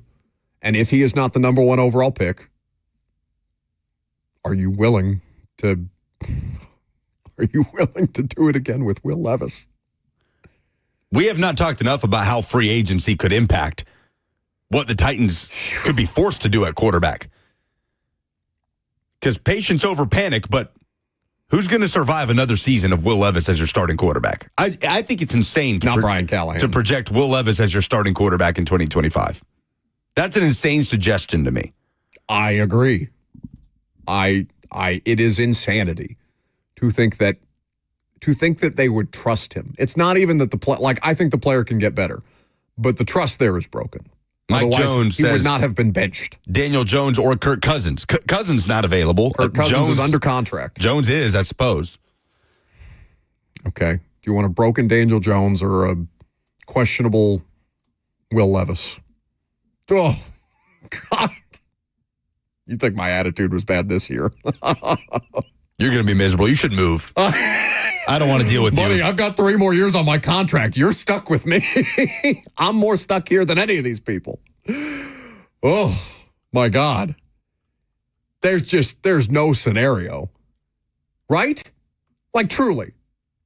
I mean, I suppose, I have Callahan and Morganzi on the radio show next week. I suppose I can ask them, and I don't think that they would outright, that they would say it as definitively as I just did. No, there was no scenario in which we would consider. No, they would never say that. Right? Because they at least have to act like, well, because Callahan has said, at minimum, we're bringing in competition for him. And I take him at his word. At minimum, they are bringing in competition for him, if not to outright replace him. But I have been operating under the suggestion that, or the impression that this team's almost one of its biggest not publicly stated goals is to replace Will Levis. You didn't even think he was going to be on the roster come training camp, which I think you have since walked back, yes? Yeah, I'd be very surprised if he's on the roster week 1. But yeah, training camp, he could easily, because he could up his value a little bit in training camp, a good preseason performance. Yeah, they would be stupid to trade him. It could benefit them to keep him in training camp. It makes no sense to trade him before training camp. But I don't know. They simply cannot. That would be patience over panic, though. Like, are we panicking? Like, is it a panicked suggestion to say that there should be no scenario in which Will Levis on purpose is a starting quarterback for the Tennessee Titans in 2025? Are we lacking patience here, or are we? Because I think we're being completely rational about this. It just doesn't happen. It does not happen. No, I mean, you heard what I said about it. When they benched him, I said, don't go back. And they had to, or they kind of split duty or whatever that was in week 18. But, like, I would almost rather deal with the Aaron Rodgers toxicity than do the Levis thing again. And it's like, and I know that sounds personal to Will, and it's not personal, it's professional. I just don't think. I don't think that somebody who showed what he showed this year is capable of pulling himself out of that on a consistent basis enough to give a team a real chance to succeed at a meaningful level. And this team absolutely has to show that it has a chance to succeed at a meaningful level. Like I said, 7 games would be a triumph. 7 wins would be a triumph for a team that won 3 in 2024. All right, polls.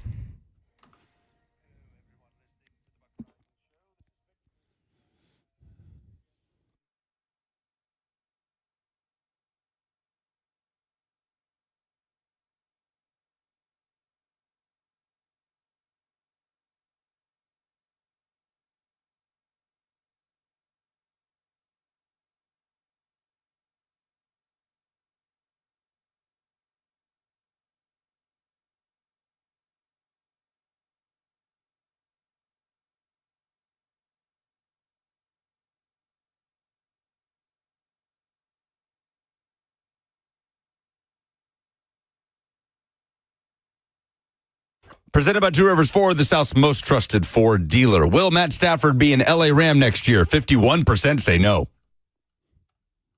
51% say no? Yeah, wishful thinking, I'm sure. He's under contract, and they have a huge cap hit if they try to move him. Yes, he's going to be an LA Ram. Do the Titans have a need at running back? 70% say no.